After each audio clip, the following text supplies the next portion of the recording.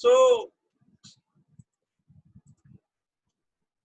bounded buffer producer consumer problem, this is just one example.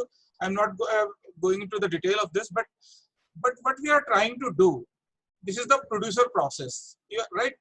Producer process को क्या check करना होगा कि बफर मेरा फुल तो नहीं है, क्योंकि अगर यहाँ पे ये बफर फुल है, ये बफर है, ये प्रोड्यूसर है, इसने एक नया आइटम प्रोड्यूस किया और ये बफर में डालना चाह रहा है, but buffer is full, okay, तो इट हैज टू वेट। ये क्या कर रहा है कि जब तक बफर फुल है, ये कंडीशन है बफर फुल की, अगर ये बफर फुल है तो प्रोड्यूसर को मेरे वेट करना पड़ेगा, और अगर बफर फुल नहीं है तो जो नेक्स्ट आइटम प्रोड्यूस किया है वो बफर में पुट कर देगा और बफर के साइज को एक से इंक्रीज कर देगा, राइट? Making sense?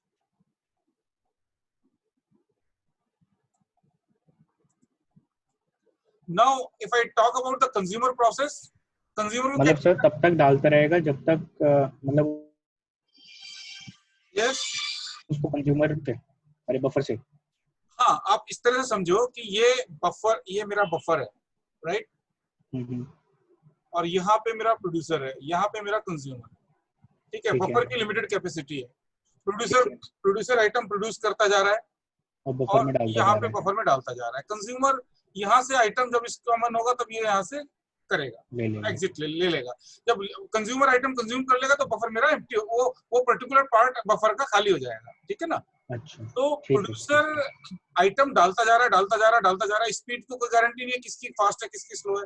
कई बार ऐसा होगा कि कंज्यूमर स्लो है, मान लिया मेरा, प्रोड्यूसर प्रोड्यूस करता चला गया, अल्टीमेटली बफर की कैपेसिटी n है, तो n आइटम मेरे बफर में आ गए। अब नेक्स्ट आइटम प्रोड्यूसर अगर प्रोड्यूस करेगा तो बफर में कैपेसिटी नहीं है, राइट?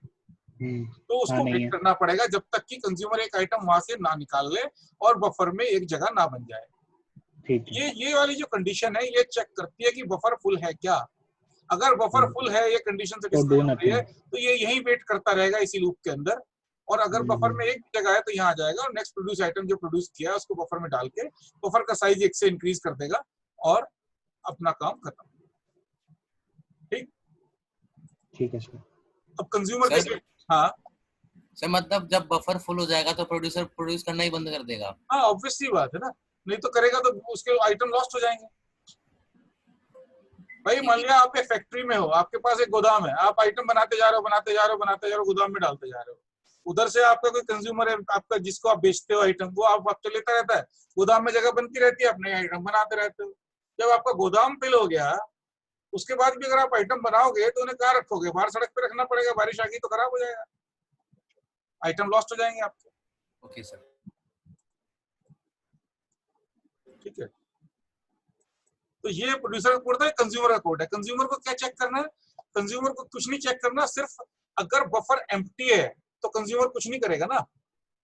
जैसे प्रोड्यूसर फुल होने पे वेट कर रहा था, कंज्यूमर अगर बफर के अंदर आइटम है, राइट, तो कंज्यूमर एक आइटम कंज्यूम कर लेगा।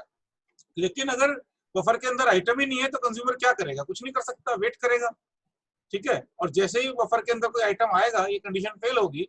ये आपने क्यू में पढ़ा होगा, क्यू एम्प्टी और क्यू फुल की कंडीशन पढ़ी होगी ना डेटा स्ट्रक्चर में, तो वही कंडीशन हम यहाँ पे अप्लाई कर रहे हैं। क्यू एम्प्टी और क्यू फुल की जो कंडीशंस हैं वही है यहाँ पे, क्यू एम्प्टी की कंडीशन है, ठीक है। हम लीनियर क्यू की बात कर रहे हैं, सर्कुलर क्यू जो भी जिससे भी इंप्लीमेंट करना चाहे उससे बफर में इंप्लीमेंट कर सकते हैं। तो नेक्स्ट आइटम जो है, आपने बफर में से जो भी आइटम उठाया, एक्चुअल में क्यू में क्या होता है? एक हेड होता है, एक टेल होता है, जिसको हम फ्रंट एंड रियर भी बोलते हैं ना। तो ये मान लिया आपका फ्रंट है, ये आपका रियर है। जितने भी आपके डिलीशन होंगे वो डिलीशन यहाँ पे होंगे और एडिशन यहाँ पे होंगे रियर पे, ठीक है ना। तो क्यू जो फ्रंट पे आइटम है, अगर एम्प्टी नहीं है तो क्यू के फ्रंट पे जो आइटम है, बफर के फ्रंट पे जो आइटम है, उसको कंज्यूमर लेके कंज्यूम कर लेगा और अपना एक जो खाली आइटम है उसको एक बढ़ा देगा। But the important point here is कि ये जो डेटा स्ट्रक्चर है, चाहे वो इन है या आउट है या बफर है, this is being shared by producer and consumer, right. ये एक ही डेटा स्ट्रक्चर है जिसको दोनों प्रोसेस कंज्यूम कर रहे हैं, इसलिए ये दोनों प्रोसेस मेरे कोऑपरेटिव प्रोसेस है, ठीक है। अब इंटर प्रोसेस कम्युनिकेशन, ये तो मैंने शेयर्ड मेमोरी के थ्रू बात कर लिया, बट कई बार हम चाहते हैं कि शेयर्ड मेमोरी के थ्रू ना करके हम मैसेज पासिंग के थ्रू कम्युनिकेशन करें। तो उसके लिए दो प्रिमिटिव्स होते हैं, एक सेंड मैसेज और एक रिसीव मैसेज। ठीक है, दो तरह के कम्युनिकेशन होते हैं जिसमें क्या है कि ये PN, ये मान लिया P1 है और ये P2 है। P1 को कोई मैसेज भेजना है तो P1 send message, send primitive use करेगा, उसमें बताएगा कि सेंड M, P2, राइट। ये मैसेज P2 को मिलेगा और P2 को फिर रिसीव मैसेज करना पड़ेगा और P2 करेगा रिसीव। तो P2 जब रिसीव कर लेगा इस मैसेज को तो ये कम्युनिकेशन इन दोनों के बीच में स्टेबल हो जाएगा। ये है डायरेक्ट कम्युनिकेशन। कई बार हम इनडायरेक्ट कम्युनिकेशन यूज करते हैं जिसको कि मेल बॉक्स बोलते हैं। क्या होता है कि ये एक मेल बॉक्स है, बहुत सारे प्रोसेस हैं मेरे P1, P2, P3, P4, P5। तो P1 को मान लिया P4 को कोई मैसेज भेजना है तो ये मैसेज को मेल बॉक्स में रख के छोड़ देगा कि भाई ये मैसेज M है और ये P4 के लिए है। अब P2 आएगा, चेक करेगा मेरे लिए कोई मैसेज तो नहीं है, नहीं है भाई। P4 आएगा, मेरे लिए कोई मैसेज है क्या, हाँ भाई तेरे लिए मैसेज है, यहाँ से ये मैसेज को रिसीव कर लेगा। तो ये बोला जाता है इनडायरेक्ट कम्युनिकेशन, राइट। जैसे कई बार कुछ लोग चाहते हैं कि हमारा एड्रेस ना मिले तो वो लेटर बॉक्स नंबर की हेल्प से करते हैं, ठीक है। तो या पोस्ट बॉक्स नंबर एक देते हैं, अपने एड्रेस की जगह पोस्ट बॉक्स नंबर दे देते हैं। पोस्ट ऑफिस की जिम्मेदारी होती है वो आपको एड्रेस तक पहुंचाए, तो जो सेंडर है उसको आपका एड्रेस एक्सप्लिसिटली नहीं पता होता। तो उसी तरह की कुछ चीज है इनडायरेक्ट कम्युनिकेशन, मेल बॉक्स के थ्रू से हम करते हैं।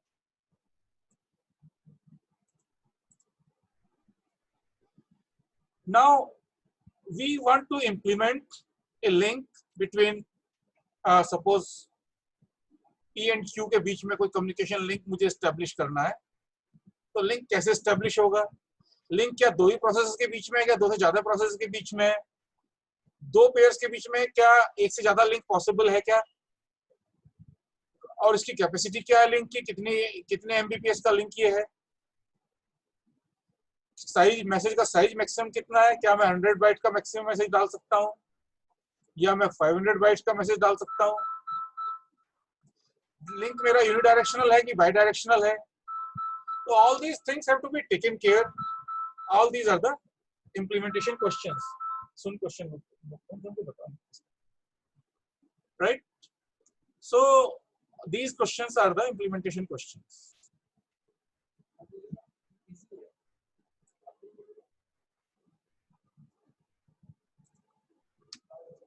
So now we require synchronization.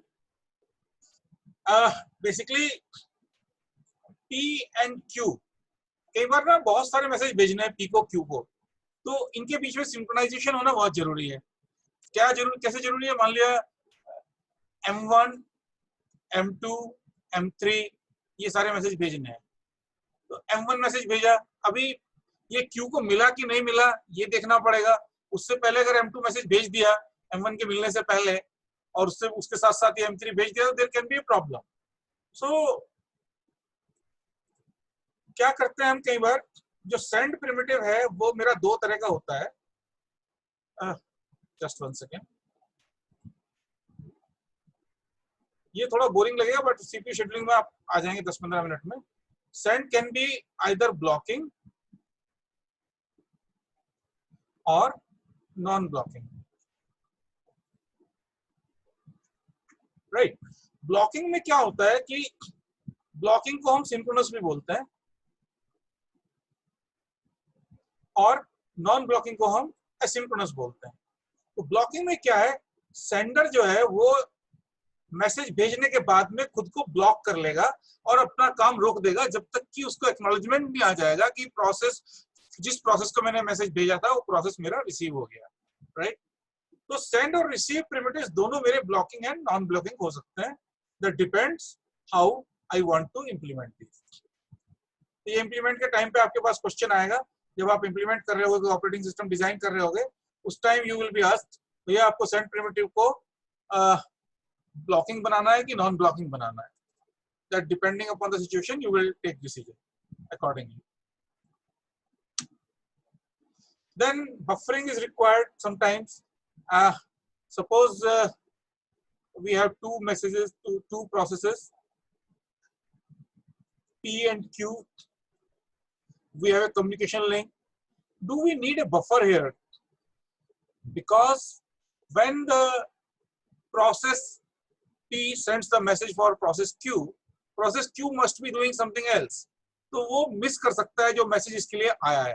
तो हम क्या करते हैं, यहाँ पे बीच में एक बफर लगा देते हैं. वो मैसेज जो है बफर में आके स्टोर हो जाएगा और जब क्यू फ्री होगा तो फिर वो उस मैसेज को रीड कर लेगा. जैसा हमने पहले पढ़ा था प्रोड्यूसर कंज्यूमर में, ये उसी तरह की चीज हो गई. मेरे पास जीरो कैपेसिटी का बफर हो सकता है. I can have a zero capacity buffer, I can have a bounded capacity buffer, I can have a unbounded capacity of buffer. तो तीनों तरह की लेंथ की हेल्प से मैं बफरिंग कर सकता हूँ. बफरिंग मुझे मैसेज लॉस से बचाती है. सर जीरो कैपेसिटी मतलब होगा ही नहीं. हाँ, जीरो कैपेसिटी का मतलब बफर है ही नहीं. मतलब कई बार हम ये चाहते हैं कि ये P है, ये Q है, ये कम्युनिकेशन लिंक है and Q is always ready for receiving message from P. कई बार प्रोसेस हम बनाते ही इसलिए हैं कि स्पेसिफिक पर्पस होता है उसका कि भाई सुनते रहो तुम, बस वहां से कोई मैसेज आए तो उसको ग्रैब कर लो, उसके बाद किसी दूसरे प्रोसेस को उसको फॉरवर्ड कर दो. ये प्रोसेस का काम ही है, ये हमेशा रेडी रहेगा.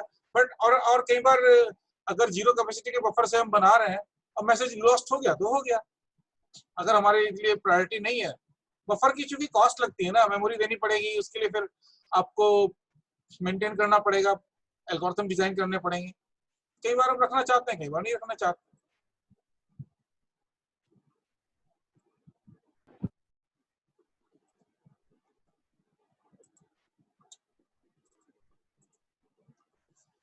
So client server communication, we discussed in the first lecture about the client server communication, in which there is one server and there are multiple clients, right? So we generally develop sockets.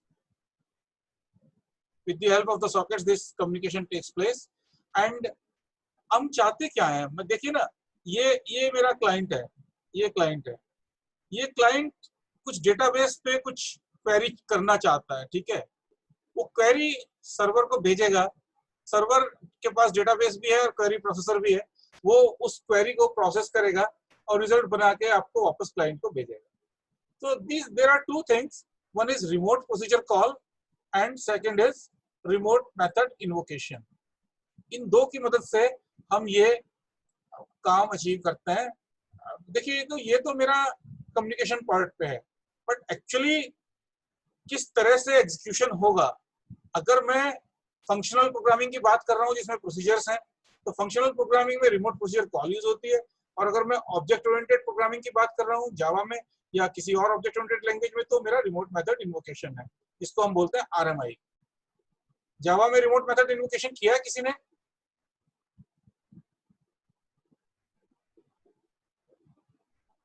किसी ने नहीं किया? चलिए,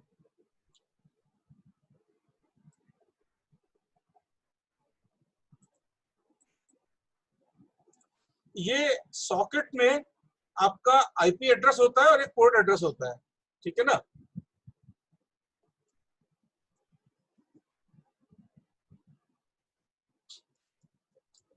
IP address तो आपके computer का address है, but at one computer there may be several port. तो एक इंटर प्रोसेस कम्युनिकेशन के लिए हम एक सेपरेट पोर्ट डेजिग्नेट कर सकते हैं और जो सेंडर है उसको आईपी एड्रेस के साथ साथ उस पोर्ट का भी एड्रेस देगा जिस पोर्ट पे वो सुन रहा है, ठीक है. तो with the help of this socket communication we can achieve the inter process communication. So I will give brief the description of this remote procedure calls.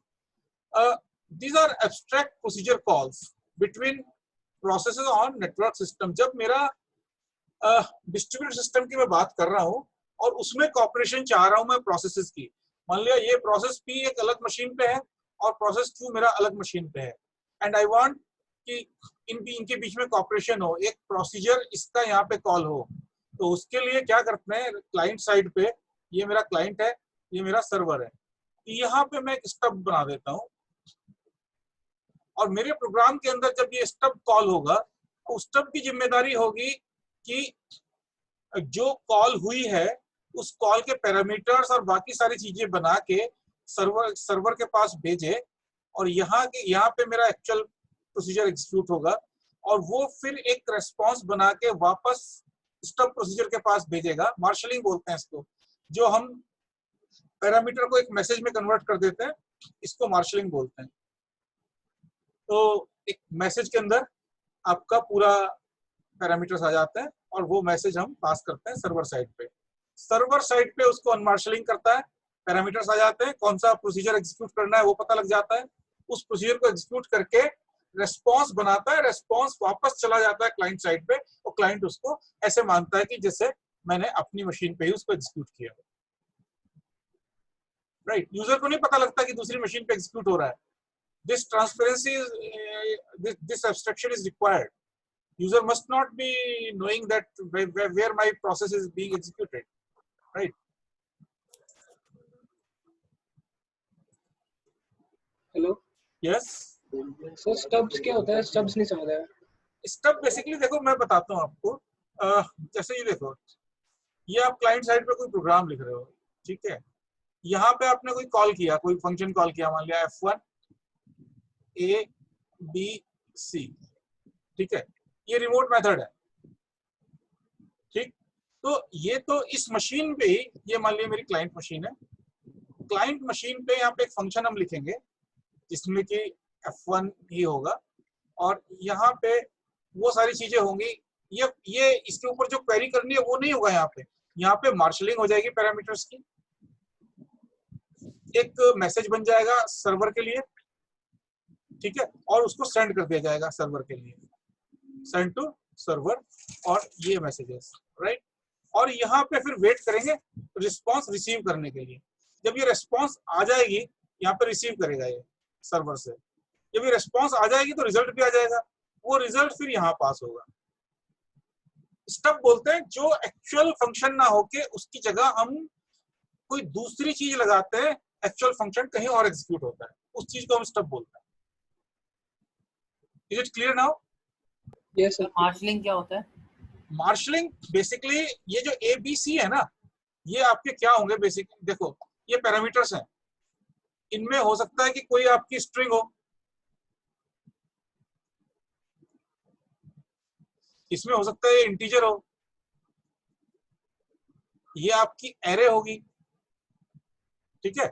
ये एक्चुअल पैरामीटर्स हैं, तो ये सर्वर साइड पे पहुंचाने जरूरी है। तो क्या करते हैं, एक मैसेज जो होता है ना, मैसेज हम तो मैसेज पासिंग कर रहे हैं, जो हम मैसेज भेज रहे हैं यहाँ पे, उस मैसेज के अंदर इनको भेजते हैं, और इनकी एनकोडिंग इस तरह से करनी पड़ती है ताकि सर्वर की भी समझ में आए कहाँ पे पैरामीटर अलग हो रहा है, कहाँ पे स्ट्रिंग है मेरी, कहाँ से मेरी पैरामीटर A शुरू हो रहा है, कहाँ पे पैरामीटर B शुरू हो रहा है, कहाँ पैरामीटर C शुरू हो रहा है, ताकि वो उसको एक्सट्रैक्ट करके पैरामीटर से और फंक्शन को एग्जीक्यूट कर सके, राइट। इसको हम एग्जांपल है कोई?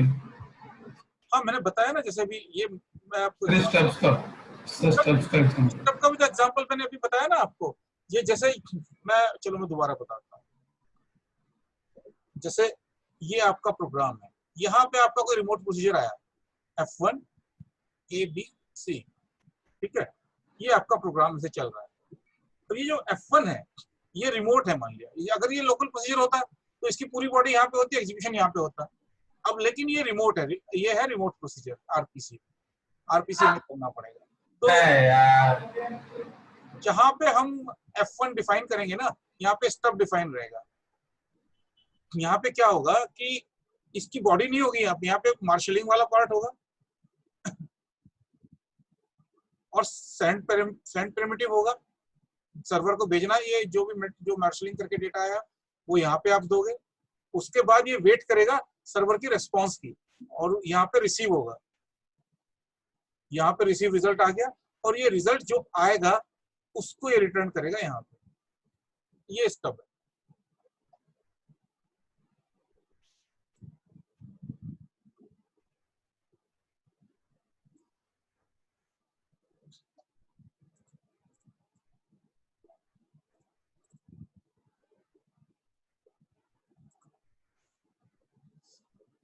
सो बेसिकली ये अभी विजिबल नहीं है, इसमें पूरा डिटेल बताया हुआ है, इसको बड़ा करूं थोड़ा।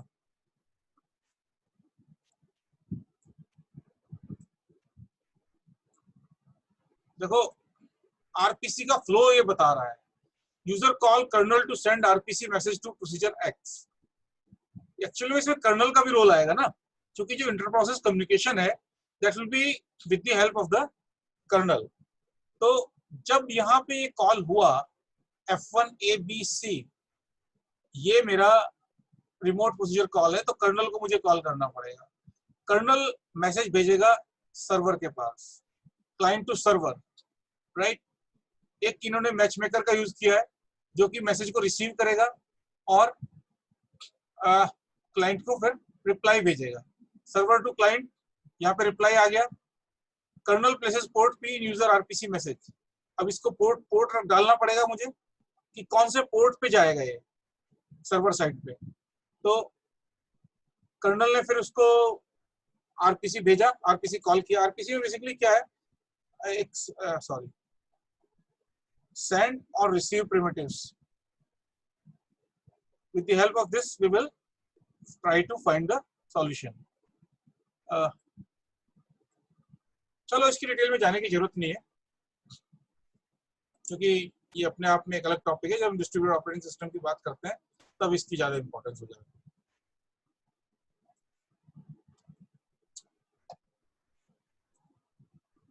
क्या हो गया? Okay, second I told you the remote method invocation, because nowadays procedural programming is out of use. So Java में हम RMI करते हैं. This is similar to the RPC. RMI allows the Java program on one machine to invoke a method on a remote object. ये Java programme है आपका एक machine पे, ये मशीन A है, ये मशीन B है, दोनों फिजिकली ज्योग्राफिकली अपार्ट हैं। तो Java प्रोग्राम ने एक दूसरा ऑब्जेक्ट है यहाँ पे, उसके ऊपर हमने रिमोट मेथड इन्वोक कर दिया। ठीक है, इसमें भी आपकी marshalling of non marshalling parameter की चलती है। तो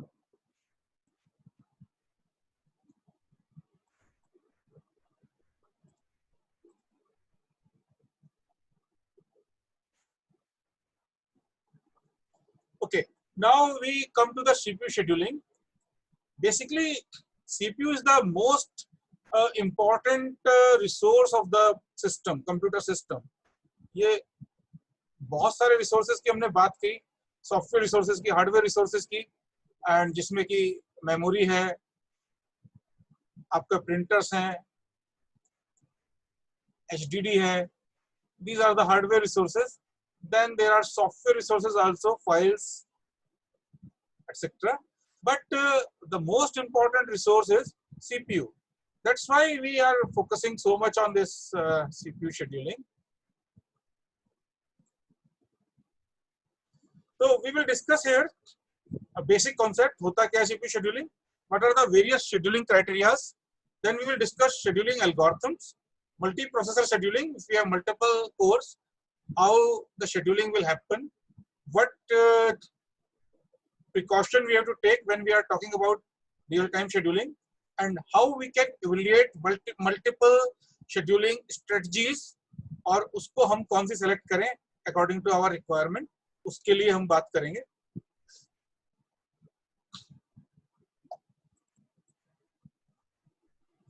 So our objective is to maximize the CPU utilization, right? Because CPU is the costlier resource, and nowadays also the CPU is the most costlier. We want to maximize the CPU utilization. अगर मेरे पास 4 core हैं, core 1, core 2, core 3 and core 4, and 3 core मेरी खाली पड़ी हुई हैं और एक ही कोर के ऊपर मेरा बर्डन आया जा रहा है, that is also not good. Okay, या मेरे पास सिंगल कोर भी है, तो मैंने इस तरह से डिजाइन किया है अपने सिस्टम शेड्यूलर को कि एफिशिएंट यूटिलाइजेशन नहीं हो पा रहा, तो दैट इज नॉट गुड। तो एक दूसरी चीज जो मैंने आपको बताई थी, कोई भी प्रोसेस है वो बर्स्ट में काम करता है। पहले सीपीयू बर्स्ट होगा, फिर आईओ बर्स्ट होगा, फिर सीपीयू बर्स्ट होगा, फिर आईओ बर्स्ट होगा, फिर सीपीयू बर्स्ट होगा, फिर आईओ बर्स्ट होगा, फिर सीपीयू बर्स्ट होगा। इस तरह से चलता रहता है, CPU burst, IO burst, CPU burst, IO burst. The only thing is that normally the first and the last burst is of any process is CPU, right?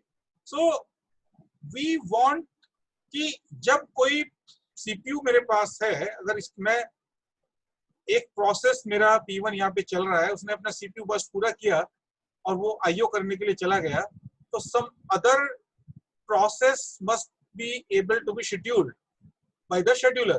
और यही मेरा मल्टी प्रोग्रामिंग का पर्पस था, इसीलिए हमने मल्टी प्रोग्रामिंग इन्वेंट किया और इतनी सारी जो इंट्रिकेसीज ऑपरेटिंग सिस्टम की आई मल्टी प्रोग्रामिंग की वजह से, वो हम उसकी जिम्मेदारी उठाने के लिए तैयार रहते हैं, क्योंकि मल्टी प्रोग्रामिंग से मेरा CPU यूटिलाइजेशन बढ़िया हो जाता है, राइट?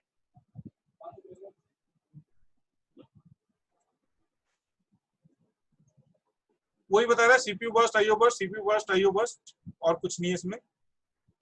ये एक हिस्टोग्राम की बात करते हैं। देखिए जनरली जो ना तो बहुत छोटे CPU बर्स्ट होते हैं, ना बहुत बड़े CPU बर्स्ट होते हैं।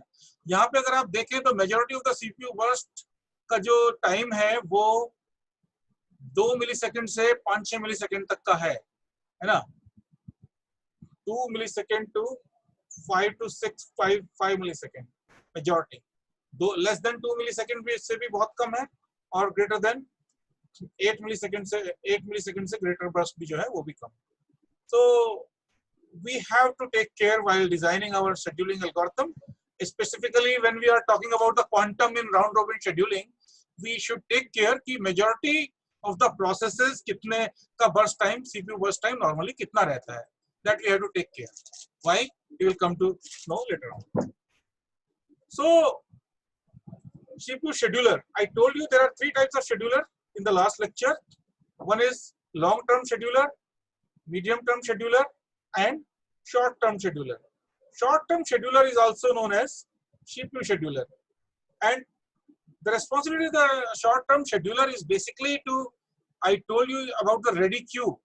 There is a ready queue maintained by the operating system which maintains the processes which are ready to be executed. अगर उन्हें अभी CPU दे दिया जाए तो वो execution शुरू कर सकते हैं। तो शॉर्ट टर्म शेड्यूलर का जो जिम्मेदारी है वो ये है कि जब भी CPU फ्री हो तो रेडी क्यू में से एक प्रोसेस को सेलेक्ट कर ले, वो according to the scheduling algorithm, and उस शेड्यूलिंग एल्गोरिथम की हेल्प से उसको फिर एग्जीक्यूट कराए। अब ये CPU शेड्यूलर की जिम्मेदारी कब कब ये इन्वोक होगा और क्यों इन्वोक होगा, right?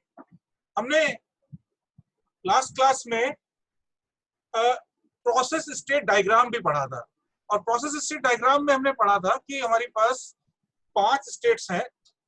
One is new, another is ready, then running, then waiting and terminated, right? These are the 5 stages. Now when CPU scheduling is required, basically suppose जब भी कोई प्रोसेस रनिंग स्टेट से waiting state में जाएगा तो मुझे scheduler को invoke करना पड़ेगा, क्योंकि किसी ना किसी को CPU देना पड़ेगा। तो पहला काम है, जब कोई प्रोसेस रनिंग स्टेट से वेटिंग स्टेट में जा रहा है, इसको कुछ इनपुट आउटपुट परफॉर्म करना आ गया तो ये आ जा रहा है। दूसरा, switches from running to ready state, ये भी पॉसिबल है। क्यों पॉसिबल है? जब कोई प्रोसेस रनिंग स्टेट से रेडी स्टेट में जाता है तो इसका मतलब यह है कि वो तो एग्जीक्यूट करना चाह रहा है, बट कोई ऐसी वजह आ गई जिसकी वजह से ऑपरेटिंग सिस्टम नहीं चाहता कि ये प्रोसेस कंटिन्यू करे, तो उसको रनिंग स्टेट से रेडी स्टेट में भेज देता है। तीसरी पॉसिबिलिटी है वेटिंग टू रेडी, वेटिंग से रेडी भेज देते हैं कई बार। और चौथी है मेरी, ये टर्मिनेट कर जाता है, राइट? तो इन 4 कंडीशन में कोई भी प्रोसेस जो करंटली एग्जीक्यूट कर रहा है उसका अपना काम पूरा हो गया तो वो उसको हमें टर्मिनेट करना पड़ेगा। तो ये 4 कंडीशन में मेरा CPU शेड्यूलर इन्वोक होता है। तो 2 तरह के एक्शंस हैं, एक नॉन प्रीएम्प्टिव एक्शन है और एक प्रीएम्प्टिव एक्शन है। ये इंपॉर्टेंट है समझना। जब मैं नॉन प्रीएम्प्टिव एक्शन की बात करता हूं तो इसमें ऑपरेटिंग सिस्टम फोर्सफुली कुछ नहीं कर रहा। पहले की बात करूं अगर मैं एक्शन 1 की, इस वाले एक्शन की, तो इसमें प्रोसेस अपने आप रनिंग से वेटिंग में चला गया। क्यों? क्योंकि उसे कुछ इनपुट आउटपुट करना है। ऑपरेटिंग सिस्टम ने नहीं कहा तुम जाओ, ऐसे ही 4 में ये टर्मिनेट हो गया, इसका अपना पूरा काम फिनिश हो गया, ये टर्मिनेट हो गया। तो ऑपरेटिंग सिस्टम तो कह रहा है भाई तुम्हें करना हो तो कर लो। तो ये जो दोनों है नॉन प्रीएम्प्टिव है, जबकि जो एक्शन 2 और 3 है these are preemptive. That means the process is ready. इस केस में भी प्रोसेस मेरा रेडी एग्जीक्यूट करने के लिए, बट ऑपरेटिंग सिस्टम कह रहे हैं नहीं, अब आप नहीं कर सकते, आपको आप रनिंग करना चाहते हो बट आपको मैं रेडी स्टेट में भेज देता हूँ, वेट करो थोड़ी देर, है ना। बैडमिंटन में कोर्ट में कई बार लाइन लगी होती है ना, आप तो खेलना चाहते हो आगे भी, बट जो एडमिनिस्ट्रेटर है वो कहता है नहीं भाई आपका नंबर नहीं है, दूसरे का नंबर आ गया। तो अच्छा, तीसरा भी यही है, एक प्रोसेस यहाँ पे एग्जीक्यूट हो रहा है P1, यहाँ पे कोई प्रोसेस नया आ गया P5, पहले खाली था या P4 यहाँ पे लगा हुआ था, लेकिन उसकी प्रायोरिटी कम थी P1 से। एक नया प्रोसेस आ गया P5, ठीक है, जिसकी प्रायोरिटी हाई है, ये पहले वेटिंग में था बट ये भी रेडी हो गया। तो उस केस में चूंकि इसकी प्रायोरिटी हाई है तो ऑपरेटिंग सिस्टम कहेगा भाई आप बाहर जाओ, आपकी जगह मुझे P5 को देना। तो यहाँ पे भी प्रीएम्प्टिव एक्शन यहाँ पे ऑपरेटिंग सिस्टम ले रहा है। Is it clear the difference between non-preemptive and preemptive? Hello हाँ सर। हेलो हाँ बोलिए। सर, नॉन प्रीएम्प्टिव में टर्मिनेट्स भी आएगा, और टर्मिनेट्स में मतलब दो कंडीशन हो सकती है ना, कि या तो वो सक्सेसफुली कंप्लीट हो जाए या फेल्ड हो जाए। देखिए प्रोसेस जो भी हो रहा है, फेल भी हुआ तो वो उसकी गलती है ना, ऑपरेटिंग सिस्टम ने नहीं कहा फेल होने के लिए उसको। हाँ, तो अगर टर्मिनेट हो गया तो मतलब वो नॉन प्रीएम्प्टिव माना जाएगा, फेल भी हुआ तो। अच्छा, मतलब अगर फेल हुआ हाँ तो वो खुद ही फेल होगा, सीपीयू फेल नहीं करेगा उसे। हाँ, सीपीयू ने, ऑपरेटिंग सिस्टम ने थोड़ी फेल किया, आपके कोड में कुछ कमी रही है उस वजह से फेल हुआ है, या अगर पेरेंट ने भी टर्मिनेट कर दिया चाइल्ड को बीच में भी कर सकता है पेरेंट, तो भी कोई दिक्कत नहीं है। मतलब ऑपरेटिंग सिस्टम की तरफ से टर्मिनेट नहीं हुआ ना। अच्छा ठीक है सर।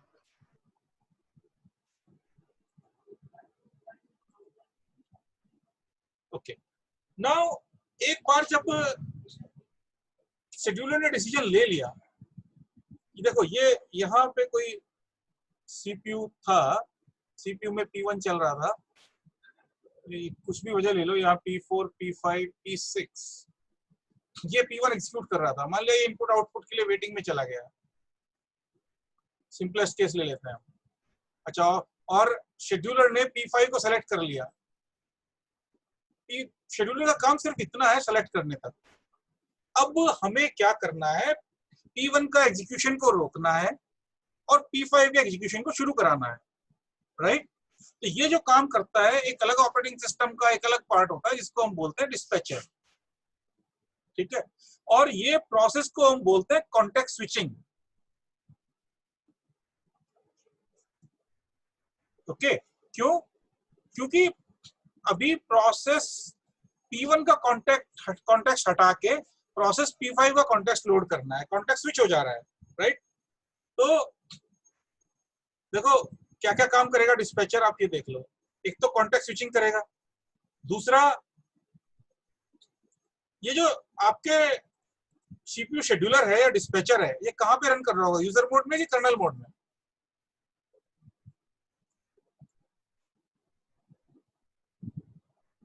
कोई बताएगा? हाँ सर, कर्नल मोड में। हाँ, ये कर्नल मोड में कर रहा होगा ना काम, हाँ, क्योंकि ऑपरेटिंग हाँ, सिस्टम का मोस्ट इंपॉर्टेंट पार्ट है। तो हाँ जी। डिस्पैचर की जिम्मेदारी है कि वापस यूजर मोड में जाए, क्योंकि जब P5 एग्जीक्यूट होना शुरू होगा तो P5 एग्जीक्यूट जब होगा तो यूजर मोड में होगा, शेड्यूलर मेरा कर्नल मोड में एग्जीक्यूट होगा, डिस्पैचर मेरा कर्नल मोड में एग्जीक्यूट होगा। बट जब कंट्रोल मेरे प्रोसेस P5 पे ट्रांसफर हो रहा होगा, उस समय मुझे यूजर मोड में ट्रांसफर करके देना होगा उसको। ये नहीं कि उसको कर्नल मोड में भेज दिया तो वो गड़बड़ कर देगा। अच्छा, उसके बाद उसकी पर्टिकुलर लोकेशन पे मुझे ट्रांसफर करना होगा। ये डिस्पैचर मान लिया एग्जीक्यूट हो रहा है, राइट। इसके बाद यहाँ पे मेरा प्रोसेस यहाँ पे है, तो जब कंट्रोल यहाँ पे ट्रांसफर होगा तो दो काम करने होंगे।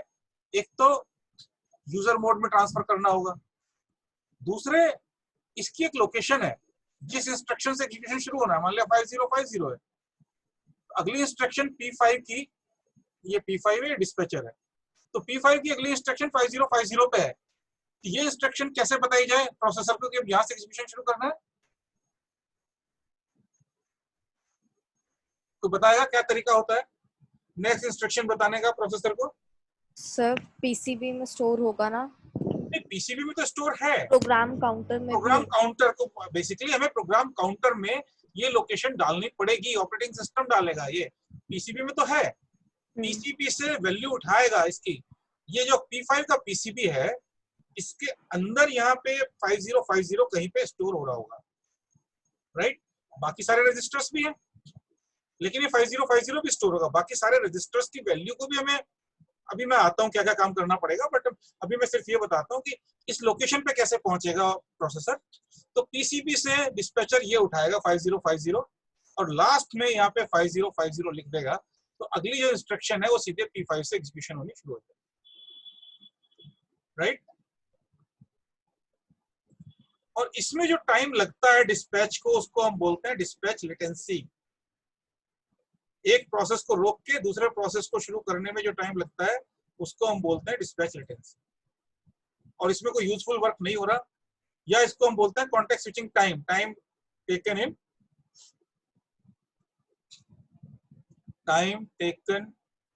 In context switching. एक प्रोसेस को स्टॉप किया, दूसरे प्रोसेस को शुरू किया, उसमें आपका सीपीयू शेड्यूलर भी आ गया, डिस्पैचर भी आ गया, और जो आपने कॉन्टेक्स्ट स्विचिंग की वो भी आ गया।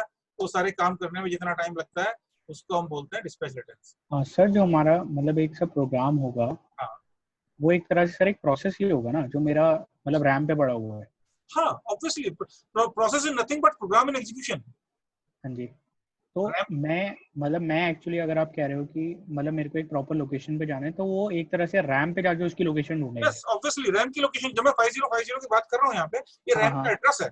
एक्चुअल में ठीक क्या है ना, देखो जब आपने ये कहा कि भाई I want to execute suppose a1.exe file कोई मेरी है, इसको मुझे एग्जीक्यूट करना है, ठीक है। आपने जब ये एंटर किया तो ऑपरेटिंग एक ऑपरेटिंग सिस्टम का पार्ट होता है लोडर। हाँ जी, एंड लिंकर भी, जिसका लोडर की जिम्मेदारी ये है, ठीक है। ये अभी a1.exe मेरी हार्ड डिस्क में पड़ी हुई है। हाँ जी, आपने जब ऑपरेटिंग सिस्टम को कहा कि a1.exe, तो बहुत सारे काम ये करेगा। पहले तो ये ढूंढेगा फाइल एलोकेशन टेबल से, जो भी मैकेनिज्म ऑपरेटिंग सिस्टम का होगा, ये फाइल है कहाँ पे हार्ड डिस्क, ठीक है। उसके बाद फिर ये चेक करेगा कि भैया ये रैम है, इस रैम में इसको कहाँ कितना इसको स्पेस चाहिए, और वो स्पेस मैं कहाँ से दे रहा हूँ। मान लिया 5000 से स्टार्ट कर दिया। उसके बाद वो यहाँ पे डिस्क ड्राइवर को बोलेगा भैया ये a1.exe मान लिया सिलेंडर 5 में और ट्रैक 10 पे और सेक्टर 5 पे स्टोर है, तो यहाँ से ये मुझे ब्लॉक लेकर ट्रांसफर करना शुरू करो। और कहाँ शुरू करो? ट्रांसफर करो मुझे 5000 पे, ठीक है। ये यहाँ पे मेरा आ गया प्रोग्राम रैम में। उसके बाद जब इसको एग्जीक्यूट करना होगा तो 5000 से स्टार्टिंग एड्रेस है वो प्रोग्राम काउंटर में डाल देगा, तो मेरा एग्जीक्यूशन सीधे प्रोग्राम का एग्जीक्यूशन शुरू हो जाएगा। ये तो स्टार्टिंग में होगा। लेकिन डिस्पैचर भी इसी तरह का कुछ काम करेगा। अब मान लिया चलते चलते ये प्रोग्राम, इसको किसी वजह से आईओ के लिए जाना पड़ गया, ठीक है। ये 5000 से स्टार्ट हुआ था प्रोग्राम, और इसने 50 बाइट्स एग्जीक्यूट कर ली। 5000 से शुरू हुआ था, ये यहाँ तक आ गया, जो कि 5050 है। अब ये किसी वजह से हमें से सीपीयू छीननी पड़ी या खुद छोड़ रहा है, तो उस केस में जो इसका प्रोसेस कंट्रोल ब्लॉक है, उसमें हम सारी इंफॉर्मेशन स्टोर कर लेंगे। जो इसके रजिस्टर्स की वैल्यू है वो भी स्टोर करेंगे, ये 5050 भी स्टोर करेंगे कि भाई अगर ये प्रोग्राम अभी एग्जीक्यूट कर रहा होता तो अगली इंस्ट्रक्शन मेरी 5050 से स्टार्ट होती। अभी नहीं हो रहा है, ये हमने पीसीबी में स्टोर कर लिया, ठीक है। अब थोड़ी देर बाद जो मैं बता रहा था कि कोई हमने दूसरे प्रोसेस को सीपीयू दे दिया, ये सीपीयू यहाँ पे है, इस प्रोसेस को हमने सीपीयू दे दिया। मान लिया ये मैं P5 की बात कर रहा हूँ, ये मेरा P1, हमने जब सीपीयू खाली हुआ, ये इनपुट आउटपुट के लिए गया था, हमने इसको दे दिया, ये अपना एग्जीक्यूशन करना शुरू कर दिया, है ना। अब जब ये बाहर निकला और फॉर्चुनेटली डिस्पैच शेड्यूलर ने इसको सेलेक्ट कर लिया P5, तब डिस्पैचर का रोल आता है। डिस्पैचर क्या क्या करेगा, इसका कॉन्टेक्स्ट सेव करेगा, क्योंकि अब ये दोबारा भी तो नंबर आना है ना इसका, अभी हमने छीन रहे हैं सीपीयू, तो इसका पीसीबी में स्टोर करेगा वैल्यू, इसका जो प्रोग्राम काउंटर है, रजिस्टर्स है, वो सब सेव करेगा। उसके बाद ये इसका कॉन्टेक्स्ट लाएगा, इसके रजिस्टर सेव करेगा यहाँ सीपीयू के अंदर, और उसके बाद ये 5050 जो है वो प्रोग्राम काउंटर में डाल देगा। तब ये प्रोसेस जो है मेरा जो यहाँ तक एग्जीक्यूट हो चुका था वो सीधे यहाँ से 5050 से एग्जीक्यूट होना शुरू हो जाएगा। ठीक है सर। ये बोलते हैं डिस्पैच लेटेंसी, जितना टाइम इसमें लगता है।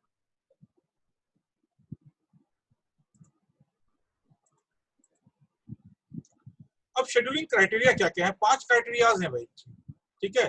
पहला है CPU utilisation,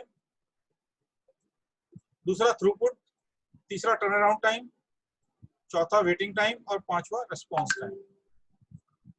CPU utilization is the percentage of time CPU is busy.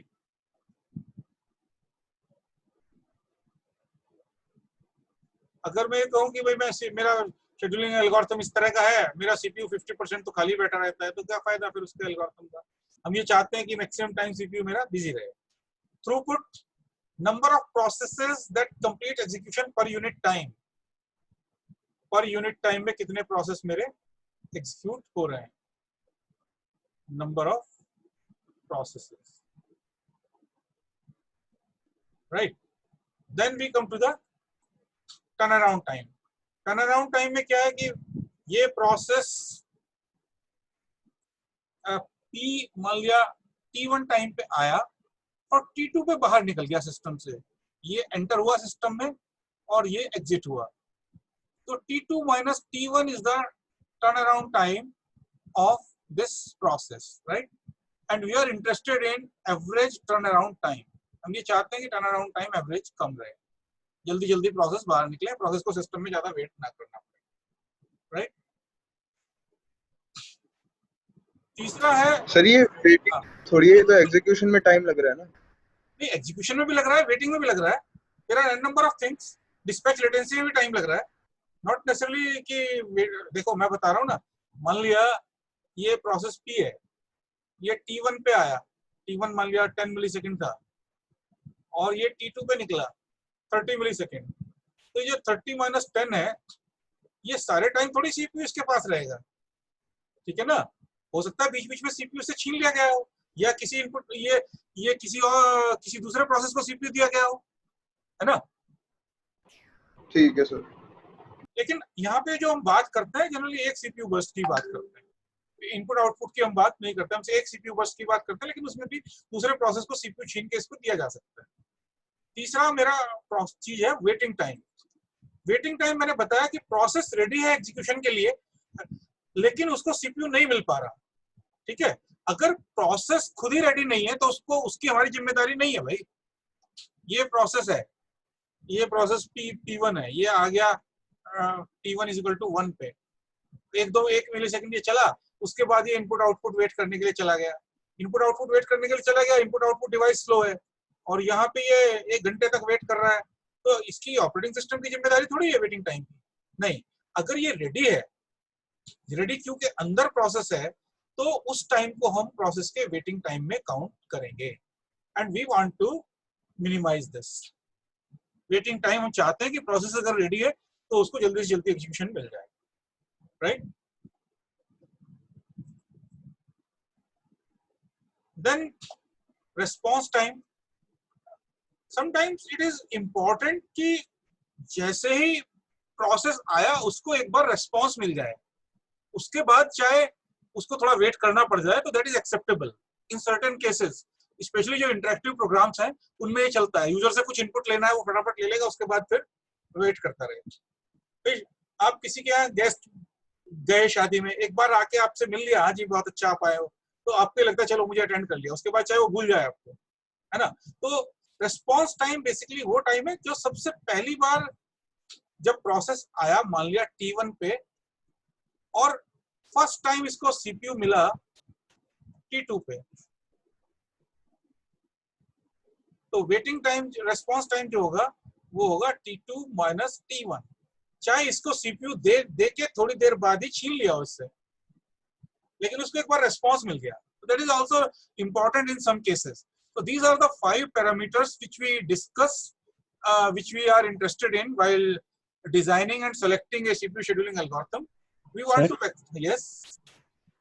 Sir ये आपने बताया था एक थर्ड पॉइंट से टर्न अराउंड टाइम। हाँ। सर इसमें जब मेरा सब प्रोसेस मतलब जो एग्जिट होगा हाँ। वो हमारा तब है कि जब सर वो आईओ के लिए जा रहा है या जब वो टर्मिनेट हो रहा है, कि सारा? एक्चुअली जब हम सीपीयू शेड्यूलिंग की बात करते हैं ना, हाँ जी। तो आईओ को अगर हम इन्वॉल्व करेंगे तो सीपीयू शेड्यूलिंग का डिसीजन लेना ही बड़ा मुश्किल है। अभी हम ये मान के चलते हैं कि हर प्रोसेस में एक सिंगल सीपीयू बर्स्ट है, ठीक है। और उसी के बेसिस पे हम बात करते हैं। इसका इसको इस तरह से देखना पड़ेगा, अगर वो आईओ के लिए चला गया तो उसको हाँ। जब दोबारा सिस्टम में आएगा रेडी क्यू में, क्योंकि अभी हम जब बात कर रहे हैं सीपीयू शेड्यूलिंग में, हम सिर्फ ये बात कर रहे हैं रेडी क्यू की। जो ठीक प्रोसेस है। रेडी क्यू है उसमें से सेलेक्ट करने हैं हमें। तो जब वो अच्छा। वेटिंग के लिए चला गया तो वो हाँ, रेडी हाँ। क्यू में तो नहीं गया, और जब वो हाँ। दोबारा रेडी क्यू में घुसेगा तो हम उसको नए सिरे से मानेंगे कि भाई ये नया प्रोसेस आया है, इसका ये अराइवल टाइम है और ये इतना मतलब वो जब वेटिंग के लिए भी गया तब भी हम तब भी उसको उसको हाँ, मतलब टर्मिनेट ही नया मार रहे प्रोसेस। हैं। बिल्कुल ठीक बिल्कुल, है, एक तरह ठीक से, एक ठीक तरह है से, सर, ठीक है। For the purpose of scheduling only. वैसे टर्मिनेट नहीं हुआ सिस्टम से, बट फॉर द हाँ हाँ, पर्पस वो ऑफ तो है। Scheduling we are assuming. ठीक है सर।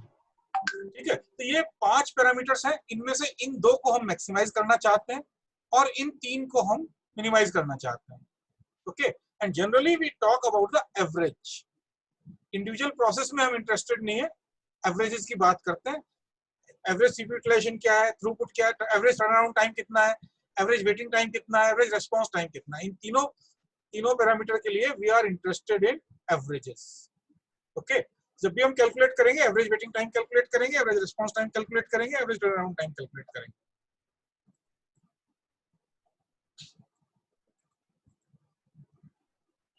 ओके, ये मैंने बताई दिया आपको। इन 2 को मैक्सिमाइज करना चाहते हैं, इन 3 को हम मिनिमाइज करना चाहते हैं। अब हम एक एग्जांपल ले लेते हैं। पहले तो मैं फटाफट ना एक बार आपको सिंपल से बता देता हूँ, सिंपल एग्जांपल लेके कि तीन चार तरह के एल्गोरिथम है वो किस तरह से काम करते हैं। उसके बाद फिर एक अच्छा सा एग्जांपल लेके उससे फिर we will try to sort it out how it is happening. अच्छा, इसमें ना गैंट चार्ट हम बनाते हैं। दिस गैंट चार्ट बेसिकली ये ग्राफिकल रिप्रेजेंटेशन है कि कौन से प्रोसेस को कब सीपीयू मिलेगा। तो पहला जो एल्गोरिथम है वो है first come first serve basis पे। ये फेयर है एल्गोरिथम, सबसे बड़ी बात तो ये है कि फेयर है, इम्प्लीमेंटेशन इजी है। एक फीफो क्यू बनानी है आपको, रेडी क्यू फीफो की तरह से काम करेगी, और जो फ्रंट पे प्रोसेस आ गया, जैसे ही सीपीयू फ्री हुई फ्रंट पे से प्रोसेस एग्जिट हो गया, ठीक है, और जो प्रोसेस नया आया वो आपके रियर पे जाके ऐड होता चला गया। ठीक है ना, तो बहुत आसान है। तो लेकिन इसमें रिस्पांस टाइम वो नहीं हो हाँ, जाएगा काफी हाँ, दिक्कत? रिस्पांस टाइम की तो दिक्कत आएगी, वो बताएंगे क्या है, क्योंकि ठीक है। आसान चीज हमेशा अच्छी हो जरूरी नहीं है ना। हाँ जी, हाँ जी, ठीक है तो बट आसान होना भी अपने आप में एक अच्छा गुण है। नहीं, कोई एल्गोरिथम अगर आसान है, थोड़ा सा सही बात इनएफिशिएंट है। भी है, इन सर्टेन हाँ, circumstances you may be willing to. मतलब सारे प्रोसेसेस बहुत छोटे हों तो अच्छा चलेगा। हाँ, अब इसमें देखो ये बिल्कुल। 3 प्रोसेस है, P1 हाँ जी, P2 P3। इसमें हम हाँ जी, बर्स्ट, अच्छा जनरली जो न्यूमेरिकल्स आते हैं इसमें प्रोसेसेस दिए होते हैं, बर्स्ट टाइम दिया होता है, साथ में कई बार अराइवल टाइम दिया होता है। अगर ठीक अराइवल है। टाइम नहीं दिया तो आपको क्या एज्यूम करना पड़ेगा, all processes arrive at t = 0।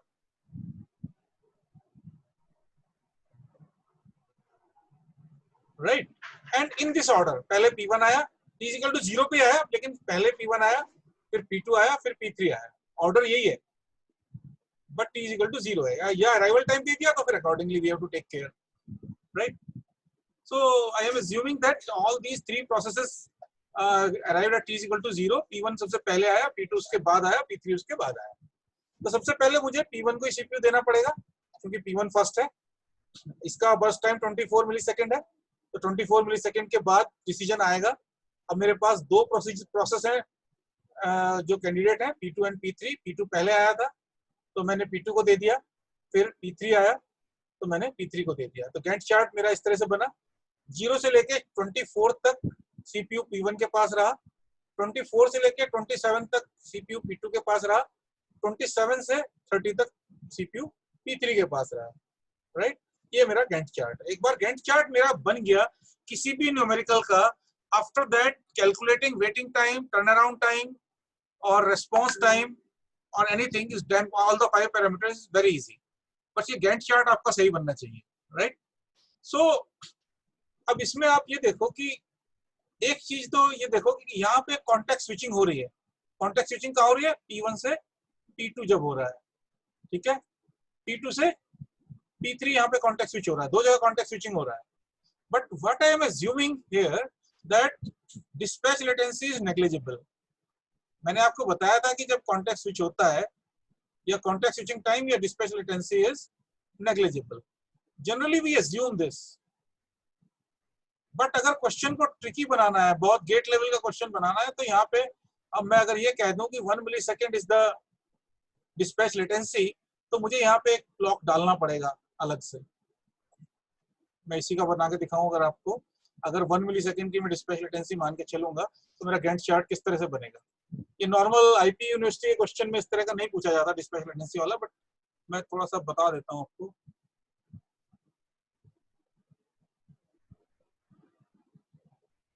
Zero से लेकर 24 तक आपका P1 चलेगा। यहाँ पे 1 मिलीसेकंड आपका डिस्पैच लेटेंसी आ गया। फिर यहाँ पे P2 आया 28 तक, फिर डिस्पैच लेटेंसी आ गया, और यहाँ पे P3 आया 29 से 32, राइट। तो आपका इस तरह से बन सकता है, but I am not going to that much detail. अभी बस मैंने बता दिया आपको, भी एक बार न्यूमेरिकल एग्जांपल पढ़ लेते हैं कैसे काम करते हैं। अब मुझे इसका वेटिंग टाइम कैलकुलेट करना है। जैसे मैंने बताया इन सबका अराइवल टाइम तो t = 0 ही है। इसका भी 0 है, इसका भी 0 है, और इसका भी 0 है। तो वेटिंग टाइम मैंने बताया था कि रेडी क्यू में कितना टाइम स्पेंड कर रहा है। तो P1 0 पे आया, 0 पे CPU मिल गया, वेटिंग टाइम इज 0। P1 0 पे आया, CPU मिला 24 पे, वेटिंग टाइम इज 24। P2 0 पे आया, CPU मिला 27 पे, वेटिंग टाइम इज 27। इन तीनों को जोड़ दिया 51 divide by 3, average is 17 millisecond. समझ में आया सबकी वेटिंग टाइम निकालना भाई? हमें सिर्फ ये देखना है प्रोसेस ने रेडी क्यू में कितना टाइम वेस्ट किया है, ठीक है। और अगर टर्न अराउंड टाइम की बात करना है, टर्न अराउंड टाइम देखें तो P0 प्रोसेस P1 आया 0 पे और बाहर निकला 24 पे, 24 माइनस 0। P2 27 पे बाहर निकला, 0 पे आया। P3 30 पे बाहर निकला, 0 पे आया। तो इनका टाइम हो गया 91, 3 2 5 2 7 नहीं 81। 81 by 3, the average turnaround time is 27 millisecond. Response time की बात करें, रेस्पॉन्स टाइम की बात करें तो आपका क्या हो जाएगा? P1 0 पे आया, 0 पे मिल गया, रेस्पॉन्स टाइम इज 0। P2 0 पे आया, 24 पे मिला, रेस्पॉन्स टाइम इज 24। P3 0 पे आया, 27 पे मिला, रेस्पॉन्स टाइम इज 27। तो 51 by 3, average response time is 17 millisecond, right. Sir क्या हम ये कह सकते हैं वेटिंग टाइम और रिस्पांस टाइम ऑलमोस्ट सेम है? नहीं, इस केस में सेम हो रहा है, बट दूसरे केसेस में सेम नहीं है। सर कोई एक ऐसा केस बता सकते हो? FCF, हाँ अभी इसमें FCFS में तो सेम रहेगा। अच्छा ठीक है, बाकी दूसरे एल्गोरिथम्स में आएंगे, उसमें बताऊंगा, इसमें ठीक है बिल्कुल अलग आएंगे। ठीक है। अच्छा, अगर मैं CPU यूटिलाइजेशन की बात करूं, भाई CPU is busy 100% of time, तो CPU यूटिलाइजेशन 100% हो गया। थ्रूपुट की बात करूं तो 30 मिलीसेकंड में 3 प्रोसेस बाहर निकले, 1 मिलीसेकंड में 3/30, और अगर मेरी यूनिट 1 सेकंड है तो 1000 मिलीसेकंड में 3 into 1000 डिवाइड बाय 30, 0 से 0 कटा, 3 से 3 कटा। 100 प्रोसेसेस पर second is the throughput, okay, पर second. These are all the 5 parameters we can calculate. अलग अलग एल्गोरिथम में हम इसको करके दिखाएंगे, बट अभी मैं बताता हूँ आपको। जो पीयूष कह रहे थे कि FCFS is not good, why it is not good? अगर मैं ये कहूँ कि मैं पहले P2 को देता हूँ CPU, मेरा गैंट चार्ट इस तरह से देखो आप। पहले मैंने P2 को दिया 0 से 3, और 3 से फिर मैंने P3 को दिया 3 से 6 और 6 से 30 फिर मैंने P1 को दिया। Now if I calculate the waiting time, P1 का वेटिंग टाइम कितना है, ये 6, इसने रेडी क्यू में कितना टाइम बिताया 6। P2 का वेटिंग टाइम कितना है 0 और P3 का वेटिंग टाइम कितना है 3। ये टाइम बिताया ना P3 ने इतना टाइम बिताया, P1 ने इतना टाइम बिताया, तो एवरेज वेटिंग टाइम 9/3 3 मिली सेकेंड। तो 17 मिली सेकेंड से घट के मेरा वेटिंग टाइम 3 मिली सेकेंड रह गया, right, which is a significant advantage. Why I got this? Because ये पहले FCFS में ये बड़ा प्रोसेस सबका रास्ता रोक के बैठा था। आप इस तरह से मान के चलो कि बैंक में लाइन लगी हुई है, ठीक है, किसी को 2000 जमा करना है, किसी को 4000 जमा करना है, किसी को 6000 जमा करना है। एक बंदा आ गया, उसको 50 लाख रुपए जमा करना है, हालांकि अलाउड नहीं है इतना कैश, बट और उसके पास छोटे छोटे नोट है सारे, ठीक है, तो कैशियर क्या कहेगा, उन पीछे 10, अगर कैशियर ने कहा फर्स्ट कम फर्स्ट सर्व है भैया, ये पहले आ गया था, मैं तो इसके पहले 50 लाख रुपए लूंगा, तो आपका तो पूरा दिन गया जो पीछे 10 लोग लगे हुए हैं, घंटों वेट करना पड़ेगा। नहीं तो क्या कह सकता है कि भैया इन 10 लोगों को मैं 10 मिनट के अंदर निपटा देता हूँ, फिर तुम्हारा नंबर आ जाएगा, तो ये भी फ्री हो जाएंगे और मैं भी तसल्ली से तुम्हारा काम कर सकूंगा, है ना। तो ये algorithm first come first serve is not desirable when we have this kind of situation where the lot of difference between burst time of processes। 2 minute का ब्रेक लेते हैं, फिर आता हूं मैं, 1 मिनट का ब्रेक, बस पानी पी का।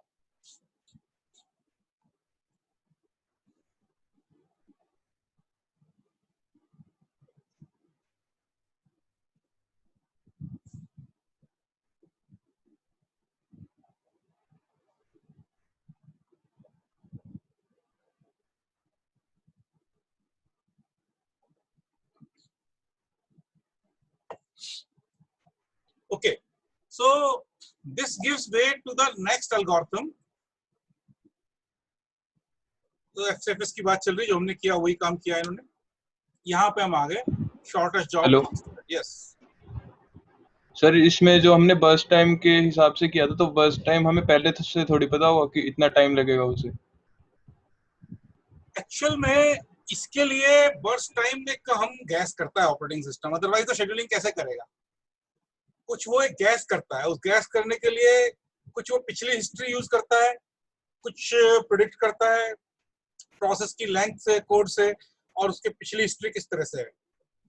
अगर पहले उसने 5 मिली सेकेंड लिया है तो उसके बाद इनपुट आउटपुट करने गया है, तो उसी बेसिस पे गैस करके करता है। क्योंकि बिना गैस के तो फिर तो सीपीयू शेड्यूलिंग कर ही नहीं पाएगा। क्योंकि आपकी बात बिल्कुल सही है, हमें ये पता नहीं कि प्रोसेस कब इनपुट आउटपुट के लिए जाएगा, है ना, कितनी देर इसको सीपीयू चाहिए, बट कुछ ना कुछ तो गैस करना पड़ेगा ना।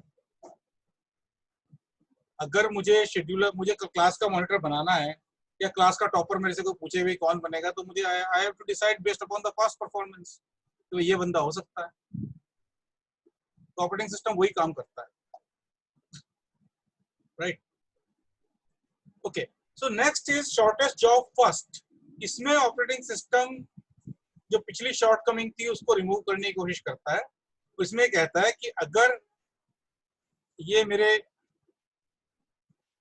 P1, P2, P3 3 प्रोसेसेस हैं, तो इनका बर्स्ट टाइम, इसका मान लिया CPU बर्स्ट टाइम B1 है, इसका B2 है, इसका B3 है, तो जो इनमें सबसे छोटा है, मान लिया ये सबसे छोटा है P2 का, तो सबसे पहले P2 को एग्जीक्यूशन कराया जाएगा, एज्यूमिंग दैट कि इसका बर्स्ट टाइम कम है, तो बाकी प्रोसेसेस को इसके लिए ज्यादा वेट करना नहीं पड़ेगा। Make sense? पिछले एग्जांपल से भी हमारी समझ में आया था।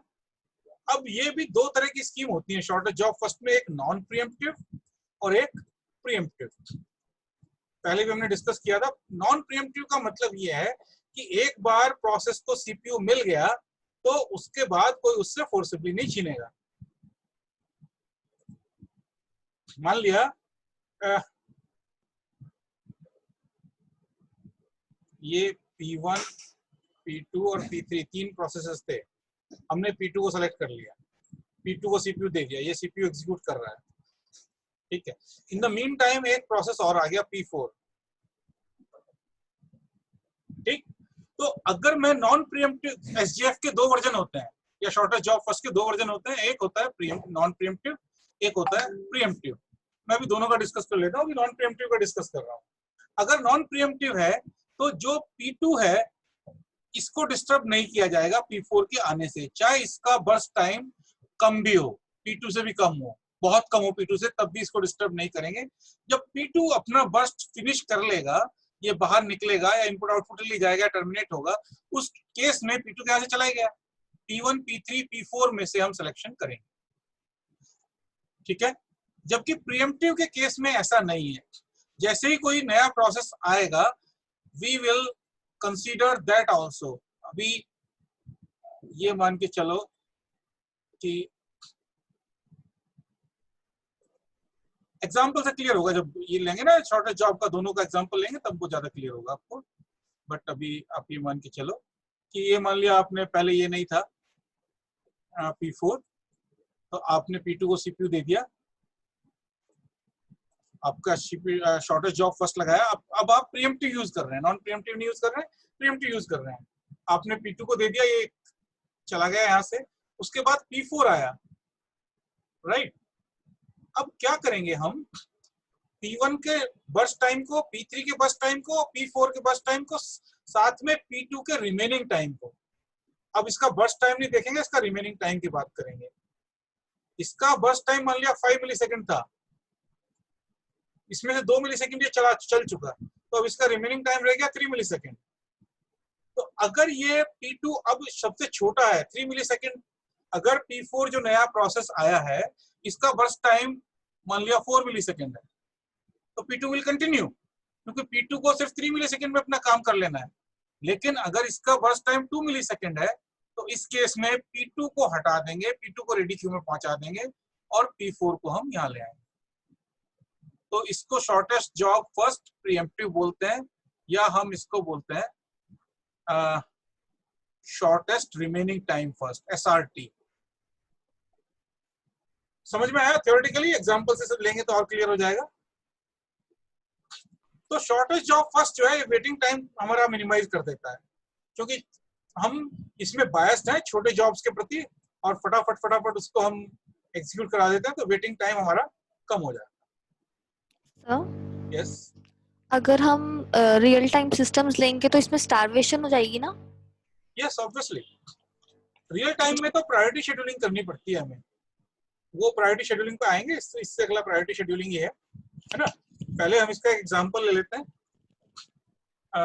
शॉर्टेस्ट जॉब का। ये इन्होंने एग्जांपल लिया, इसमें अराइवल टाइम बहुत इंपॉर्टेंट है, बिना अराइवल टाइम के ये नहीं निकलेगा, ठीक है। तो 4 प्रोसेसेस हैं, P1, P2, P3, P4। Sir arrival time क्यों इंपॉर्टेंट है? बिना अराइवल के तो फिर अच्छा इसमें हो जाएगा, वो नॉन प्रीएम्प्टिव वाले में, नॉन प्रीएम्प्टिव वाले केस में जरूरी है। इसमें तो आप बिना अराइवल के, वैसे अराइवल तो होना ही चाहिए, जब नहीं भी दिया होता तब भी आप ये मान के चलो कि अराइवल टाइम दिया हुआ है 0 है बाय डिफॉल्ट। ठीक है, बिना अराइवल टाइम के तो फिर साइंस ही नहीं बनती ना। ओके, सो इसमें आप देखिए 4 प्रोसेसेस हैं। P1 0 पे आया, 7 बर्स्ट टाइम है। P2 2 पे आया, 4 बर्स्ट टाइम है। P3 4 पे आया, 1 बर्स्ट टाइम है। P4 5 पे आया, 4 बर्स्ट टाइम। अब आप इसमें ध्यान से देखना, सबसे पहले किसको CPU मिलेगा, कौन बताएगा मुझे? मैं shortest job first non pre-emptive use कर रहा हूँ, सबसे पहले CPU किसको मिलेगा? सर P3 को। P3 को। अच्छा, कोई और सजेशन देगा?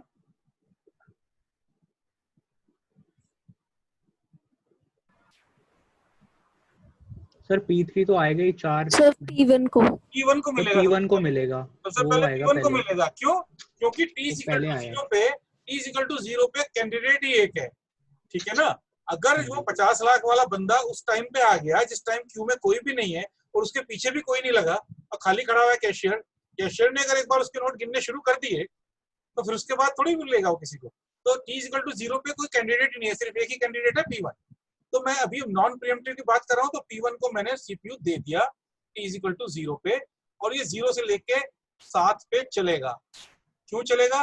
T = 2 पे P2 आया, t is equal to 4 पे P3 आया, t is equal to 5 पे, लेकिन चूंकि मेरा एल्गोरिथम नॉन प्रीएम्प्टिव है, मैं डिसीजन तभी लूंगा जब ये बाहर निकलेगा, राइट? समझ में आया? अब डिसीजन शेड्यूलर लेगा t is equal to 7 पे, जब P1 अपना एग्जिट कर रहा होगा। अब मेरे पास 3 कैंडिडेट हैं, P2, P3 एंड P4। इन तीनों में से किसको मिलेगा CPU? Sir P2। नहीं, P2 को नहीं मिलेगा अब ना। अब क्यों P2 को मिलेगा? P3 को मिलेगा। अच्छा ठीक है। इसका बस टाइम 1 है, तो ठीक हम है P3 को देंगे, क्योंकि साथ में सारे आ गए ना मेरे पास सर, सारे रेडी क्यों में। साथ में तीनों कैंडिडेट अवेलेबल हैं। P3 पे आ गया, ये 7 से 8 तक ये चला। उसके बाद किसको चाहिए बताओ? इन दोनों का बस टाइम 4 है। अगर बस टाइम सेम हो तो फिर first come first serve basis लगाते हैं, ठीक है? तो यहाँ पहले P2 को मिलेगा और उसके बाद फिर P4 को मिलेगा, जो ये आपका बना हुआ है, और ये P4 12 16। अब एक बार ये गैंट चार्ट बन गया तो आप वेटिंग निकाल ही सकते हो, कैलकुलेट कर सकते हो ना। अब एक चीज निकाल लेते हैं, वेटिंग टाइम निकाल लेते हैं। मान लिया इसमें एवरेज वेटिंग टाइम कितना है? P1 का 0 है, 0 पे आया, 0 पे मिल गया। P2 अब ये ध्यान रखना, P2 का वेटिंग टाइम बताओ कितना है? सर 12। P2 को 6 सेकंड। 6 है P2 का बच्चे, क्योंकि 8 पे इसको CPU मिला, हाँ ठीक है, और ये आया कहां पे था? 2 पे। तो रेडी क्यू में कितना टाइम इसने वेस्ट किया? 8 - 2। ठीक है। और P3 का टाइम है 7 - 4 और P4 का टाइम है 12 - 5। ओके, तो यही है 0637। इसको 4 से डिवाइड किया, एवरेज मेरा 4 मिलीसेकंड आ गया, राइट? तो ये तो मेरा हुआ जब मैं बात कर रहा हूं नॉन प्रीएम्प्टिव की। अगर ये प्रीएम्प्टिव होता फिर क्या होता? फिर उसको मैं दिखाता हूं भी आपको। देखो, सबसे पहले किसको सीपीयू मिलता? सर P1 को। सर P1 को मिलता, और कोई कैंडिडेट है ही नहीं, ठीक है? तो P1 पे मिल गया 0 पे, लेकिन T = 2 पे दोबारा डिस्कशन होता, भैया क्या अब क्या बात है बताओ। T = 2 पे P1 में 7 मिलीसेकंड इसका बर्स्ट था, 2 मिलीसेकंड ये चल चुका, इसका रिमेनिंग टाइम रह गया 5 मिलीसेकंड। और दूसरा कैंडिडेट क्या है मेरे पास?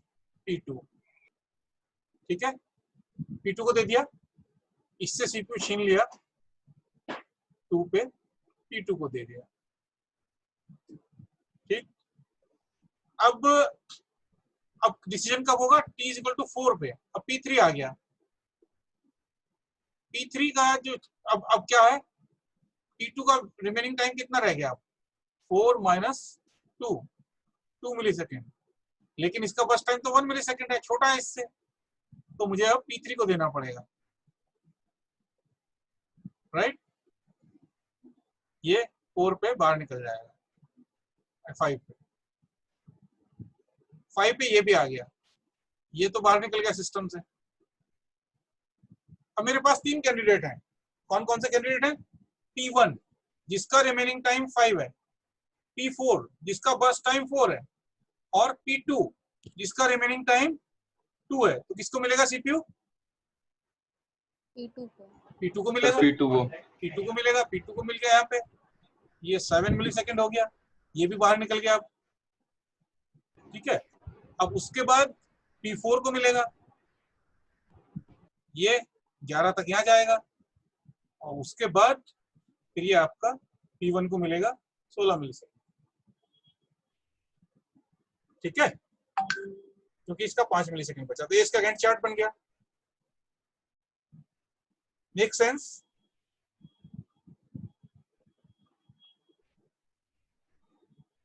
समझ में आ गया ना आप लोगों की?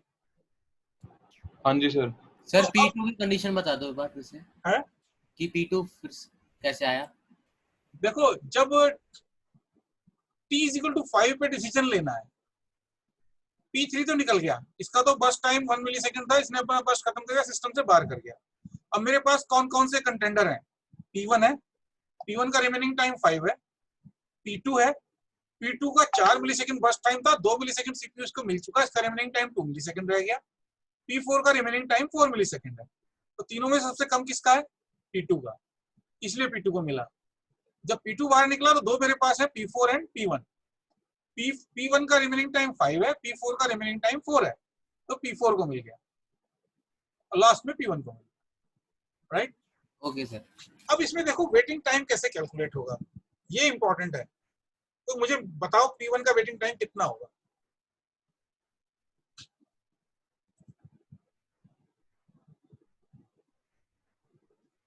एक चीज ध्यान रखो वेटिंग टाइम निकालते हुए, the time spent by the process in the ready queue. कौन सा टाइम स्पेन है? 9 मिलीसेकंड। ये वाला पोर्शन है, हाँ 2 से लेके 11 तक, राइट? हाँ 9 मिलीसेकंड। तो P1 का हो गया 9। P2 का कितना हुआ बताओ, ये इंपॉर्टेंट। सर P2 का हुआ 3 millisecond. Sir 1 second. 1 millisecond.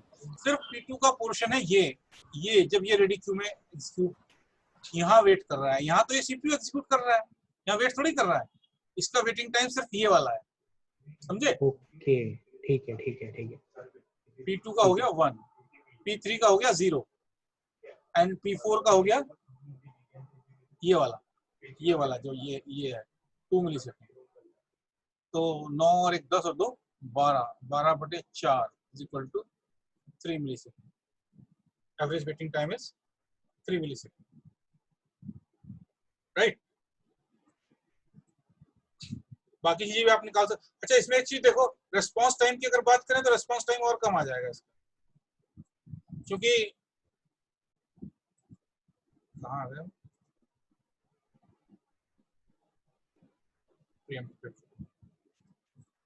Sir 7 millisecond में सबको एक एक बार मतलब वो मिल रहा है मौका हाँ सीपीयू में जाने के लिए। ठीक है ठीक है ठीक है। ये एग्जांपल हमने किया, 3 मिलीसेकंड निकाल के दिखाया, 9102 निकाल के दिखाया हमने। आगे चलते हैं। सर इस एग्जांपल में P4 का वेटिंग टाइम 0 था। हाँ नहीं P4 का 0 कहाँ था, P3 का 0 था। सर एक बार दिखाना फिर से एग्जांपल। ये देखो P3 का 0 तो P3 का है ना, 4 का है, 4 पे सीपीयू मिल गया, और P4 का होगा 2। P4 का 2 होगा। ठीक है। अच्छा, एक जो क्वेश्चन आपका था ना, वो determining the length of the CPU burst, ठीक है? ये कुछ कट गया है, इसमें क्या चीज है, इसके नीचे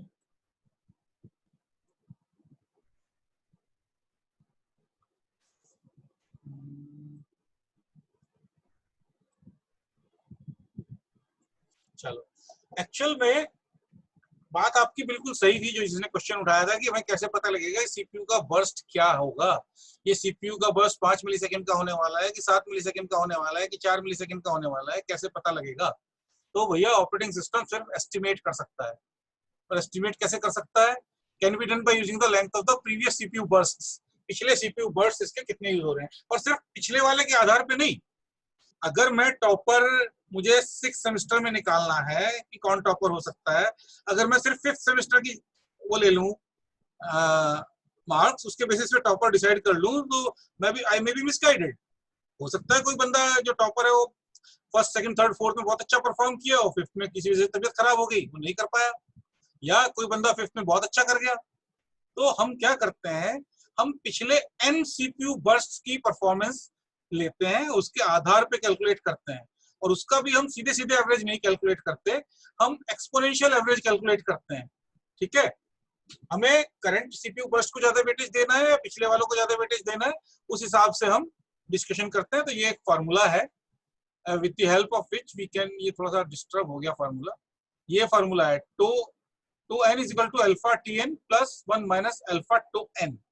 तो बेसिकली एस्टिमेशन है, मान लिया पिछली बार हमने एस्टिमेट किया था टो एन और एक्चुअल सीपीयू बर्स्ट आया था T N.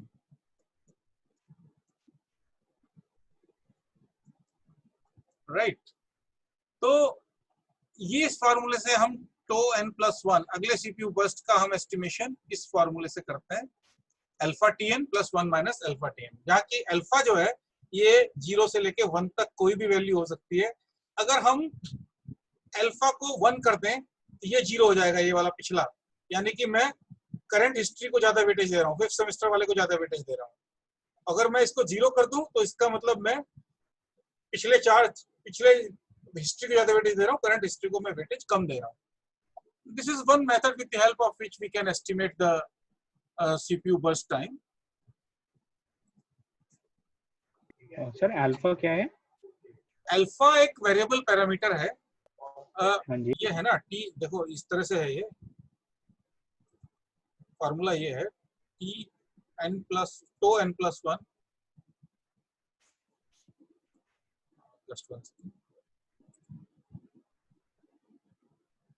To n plus one is equal to alpha t n plus 1 minus alpha tau n. तो एस्टिमेशन है और टी एन मान लिया this is the actual burst time of nth burst, और ये है जो हमने एस्टिमेट किया था। राइट, और अल्फा जो है ये 0 और 1 के बीच में कोई भी हम पैरामीटर ले सकते हैं डिपेंडिंग अपॉन आवर रिक्वायरमेंट। अगर मैं अल्फा को 0 कर दूं इसका मतलब मैं पास हिस्ट्री को ज्यादा वेटेज दे रहा हूं,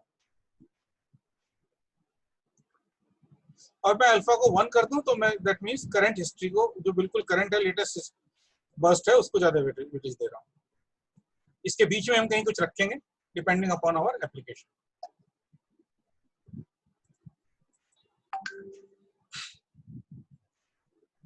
तो इसकी हेल्प से हम प्रेडिक्ट कर सकते हैं।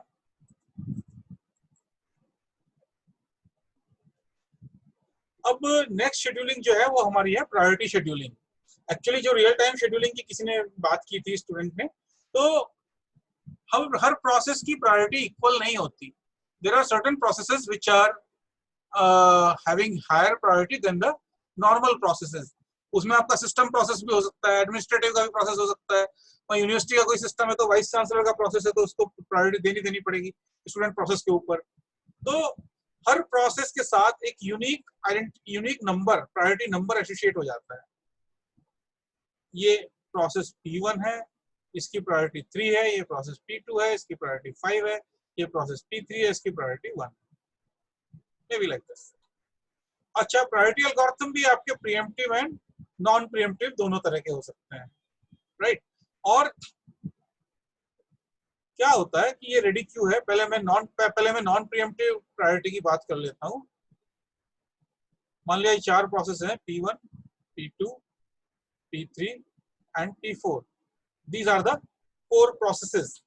तो जब शेड्यूलर को शेड्यूल करना होगा तो चेक करेगा कि कौन से प्रोसेस की प्रायोरिटी हाईएस्ट है, और मान लिया P3 की प्रायोरिटी हाईएस्ट है तो वो P3 को सीपीयू एलोकेट कर देगा।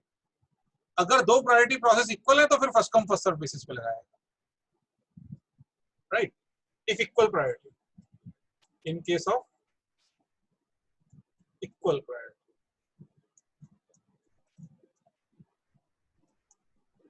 सो बेसिकली ये मैं नॉन प्रीएम्प्टिव की बात कर रहा हूँ। मान लिया मैंने P3 को सीपीयू दे दिया, उसके बाद एक प्रोसेस P5 आया, सिस्टम में एंटर हुआ, P5 की प्रायोरिटी P3 से भी हायर है। तो अगर मेरा algorithm, priority scheduling algorithm non pre-emptive है तो मैं P3 से सीपीयू नहीं छीनूंगा, क्योंकि P3 जब अपना काम फिनिश कर लेगा तब मैं P1, P2, P4, P5 में जिसकी भी प्रायोरिटी हाईएस्ट होगी उसको सीपीयू दे दूंगा, बीच में डिस्टर्ब नहीं करूंगा। एक बार सीपीयू मिल गया हाई प्रायोरिटी की वजह से, उसके बाद मेरे से हायर प्रायोरिटी का भी कोई प्रोसेस आ रहा है तो मैं उसको सीपीयू से नहीं छीनूंगा। राइट, तो जबकि जब मैं प्रीएम्प्टिव की बात करता हूं तो प्रीएम्प्टिव में ये मान लिया P1, P2, P3, P4, P3 की हाईएस्ट थी, P3 को सीपीयू दे दिया, ये एग्जीक्यूट कर रहा है। यहाँ पे P5 प्रोसेस आया, ये सिस्टम में एंटर हुआ तो यहीं पे एक इंटरप्ट जनरेट होगा और वो फिर दोबारा से P1, P2, P3, P4, P5 सबकी प्रायोरिटी कैलकुलेट करेगा। उसमें P5 की प्रायोरिटी हाईएस्ट आएगी तो P3 को हम वापस यहाँ भेज देंगे और P5 को CPU दे देंगे। This is in case of pre-emptive, right. Priority scheduling समझ में आया आप लोगों की?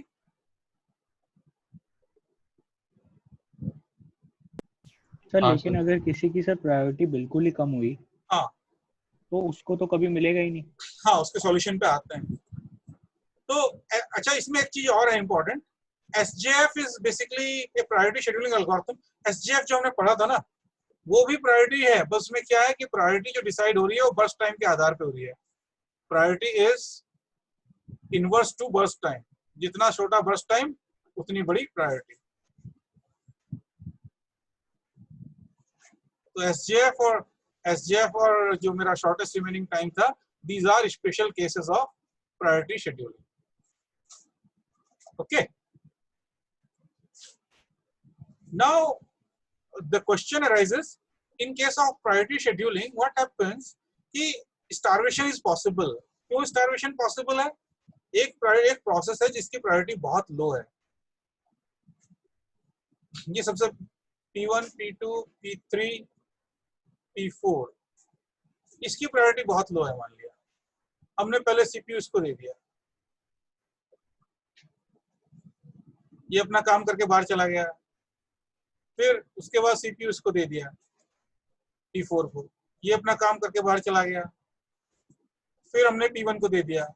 अब ये P2 सोच रहा है चलो मेरी प्रायोरिटी लो है, कोई बात नहीं, अब मेरा नंबर आने वाला है, जितने मेरे से पहले थे वो सब चले गए। अब ये जो P1 यहाँ पे एग्जीक्यूट कर रहा था, यहाँ पे प्रोसेस P6 आ गया, P6 की प्रायोरिटी P2 से हायर है ना। तो अब होगा क्या कि P1 जैसे ही बाहर निकलेगा तो उसके बाद यहाँ पे P6 को CPU मिल जाएगा, ये P2 फिर बैठा रह जाएगा। और क्या गारंटी है कि P6 निकलने से पहले, P6 बाहर निकले उससे पहले कोई P7 ना आ जाए जिसकी प्रायोरिटी P2 से हायर हो। तो starvation is very much possible in case of priority scheduling, चाहे वो प्रीएम्प्टिव हो या नॉन प्रीएम्प्टिव हो। तो this is not desirable thing. तो उसके लिए हमने सॉल्यूशन क्या किया है, उसका सॉल्यूशन है एजिंग। तो हम क्या करते हैं कि हर टाइम इंटरवल के बाद प्रोसेसेस की प्रायोरिटी बढ़ाते रहते हैं, ठीक है।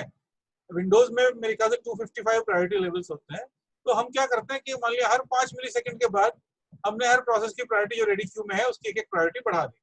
तो अल्टीमेटली क्या होगा, जो P2 जो शुरू में लो प्रायोरिटी था, जब वो काफी वेट कर चुका होगा तो उसकी प्रायोरिटी काफी हाई हो जाएगी और the problem of starvation can be solve with the help of ageing. ठीक है भाई, स्टार्वेशन समझ में आ गया क्या होता है, एजिंग समझ में आ गया क्या होता है, क्योंकि ये क्वेश्चन पूछे जाते हैं इस तरह के।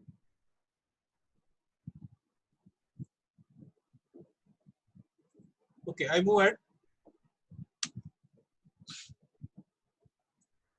Next scheduling is round robin scheduling. When I was discussing the time sharing system,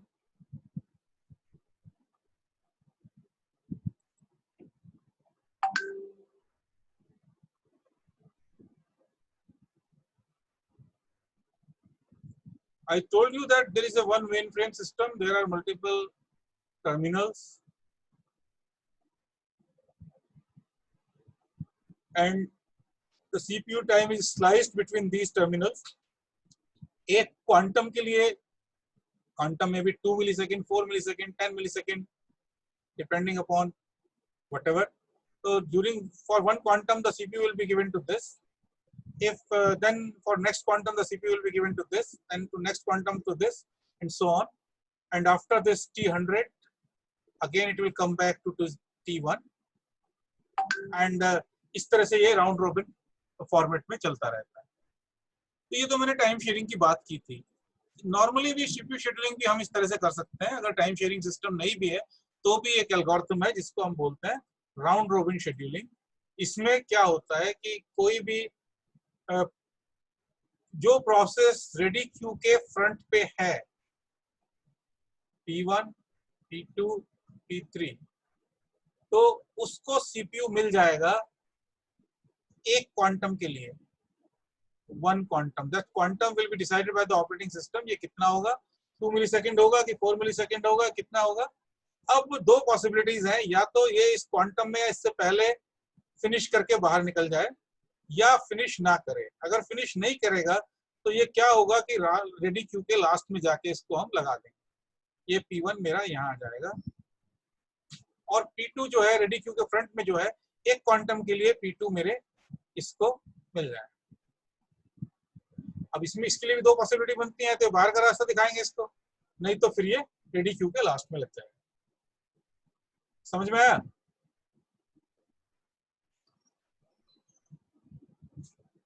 क्या राउंड रॉबिन के भी दो प्रीएम्प्टिव और नॉन प्रीएम्प्टिव पॉसिबल है?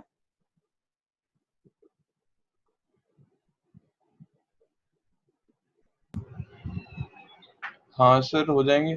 कैसे? नहीं सर सर, अगर नहीं है। इंटरप्ट कर सकेंगे तो वो लास्ट में चला जाएगा, नहीं और अगर इंटरप्ट नहीं होगा तो वो कंप्लीट इंटरप्ट होने. सर क्यों ही करेंगे?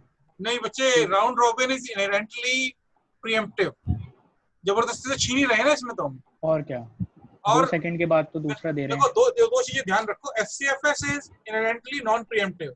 FCFS के दो वर्जन नहीं होते है ना, प्रीएम्प्टिव नॉन प्रीएम्प्टिव नहीं होते, वो तो नॉन प्रीएम्प्टिव है. एक बार सीपीयू मिल गया तो खत्म होने के बाद ही छूटेगा. इसमें नॉन प्रीएम्प्टिव आप कर ही नहीं सकते, तो प्रीएम्प्टिव है ही है. आप नॉन प्रीएम्प्टिव नहीं कह सकते. इसमें तो सीपीयू छीनना है. क्वांटम फिनिश हो गया तो हमें सीपीयू छीनना ही पड़ेगा, and that is pre-emptive.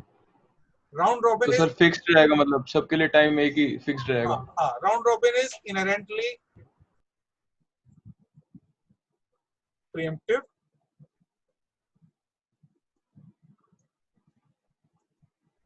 and FCFS is non-preemptive.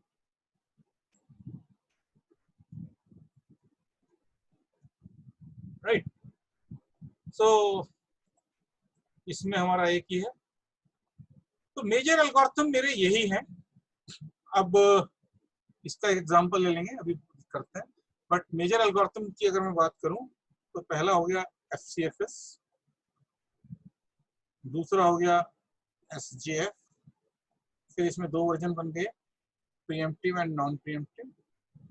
तीसरा मेरा हो गया प्रायोरिटी, इसमें भी दो बन गए, प्रीएम्प्टिव एंड नॉन प्रीएम्प्टिव.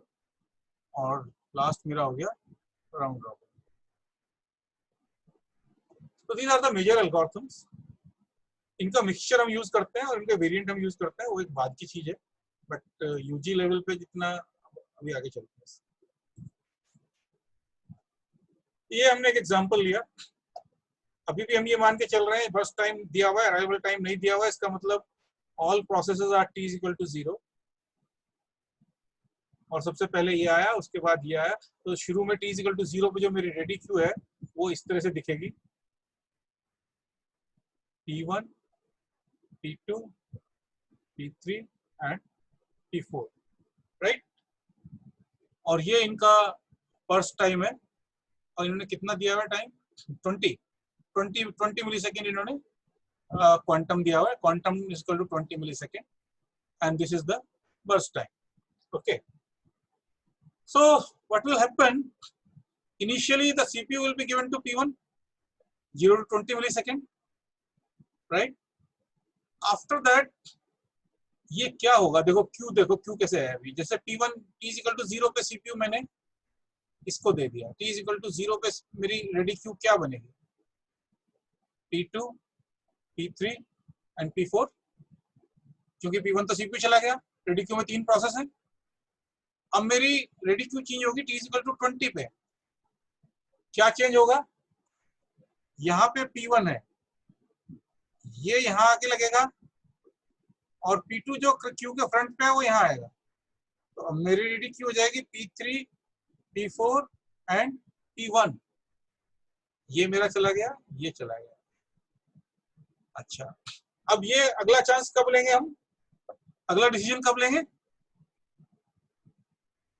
अच्छा एक चीज बताओ, P2 को हमने यहाँ पे CPU दिया 1 क्वांटम के लिए, लेकिन इसने तो वो तो 17 में खत्म हो जाएगा. 17 में खत्म कर लिया, तो होगा. यहीं पे हमें डिसीजन लेना पड़ेगा. t = 37 पे हमें डिसीजन लेना पड़ेगा. तो ये प्रोसेस बाहर निकल गया, और अब सीपीयू किसको मिल गया, P3 को, और मेरी रेडी क्यू क्या रहेगी, P4 एंड P1, ठीक है। P3 को मिल गया, 20 मिलीसेकंड के लिए चला गया। अब हम डिसीजन लेंगे t इक्वल टू 57 पे। रेडी क्यू बनाते रहना भैया, इसमें जरूरी है, बाकी सब में जरूरी नहीं है, बस इसमें रेडी क्यू चेंज हो रही है डायनामिकली, वो चेंज करते रहना उसका जरूरी है। तो t इक्वल टू 57 पे P4 यहाँ पे है, P4 चला जाएगा सीपीयू के पास, और P1 यहाँ आ गया, उसके पीछे आके लगेगा P3, ठीक है। अब t इक्वल टू 77 पे हम डिसीजन लेंगे, P1 को सीपीयू मिलेगा और P4 यहाँ इसके पीछे आके लग जाएगा, राइट। और इस तरह से चलता रहेगा। समझ में आ रहा है ना आप लोगों की? आगे बताऊं? हाँ सर समझ आ गया सर। इसमें वेटिंग टाइम ज्यादा नहीं होगा कि मतलब सेम ही रहेगा एक तरह से? वेटिंग टाइम ज्यादा नहीं होगा, इसमें रेस्पॉन्स टाइम बढ़िया हो जाएगा। हाँ रिस्पांस टाइम इसमें दो चीजें हैं राउंड रॉबिन में, एक तो आपका रेस्पॉन्स टाइम बढ़िया हो जाएगा क्योंकि फटाफट रेस्पॉन्स मिल रहा है, ठीक है। और टाइम शेयरिंग सिस्टम की जिम्मेदारी भी ये होती है रेस्पॉन्स फटाफट मिल जाए, क्योंकि ये इंटरेक्टिव सिस्टम होता है, response time will be better. एक नुकसान है, कॉन्टेक्स्ट स्विचिंग ज्यादा होगी, बिल्कुल हाँ, उसमें time more number of context switches. तो अगर हम मोर नंबर ऑफ कॉन्टेक्स्ट स्विचेस, अगर उसको हम नेग्लिजिबल ना माने तब हमारी परफॉर्मेंस डिग्रेड होगी, लेकिन अभी तो हम यहाँ ये मान के चल रहे हैं कि कॉन्टेक्स्ट स्विचिंग में नेग्लिजिबल टाइम लग रहा है, ठीक है। ये डिसएडवांटेज है और ये इसका एडवांटेज। टाइम शेयरिंग सिस्टम में इनवेरिएबली ये यूज होता है, ठीक है।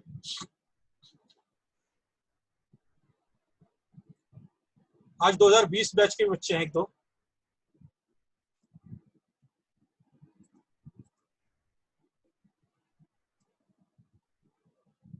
आगे चलते हैं।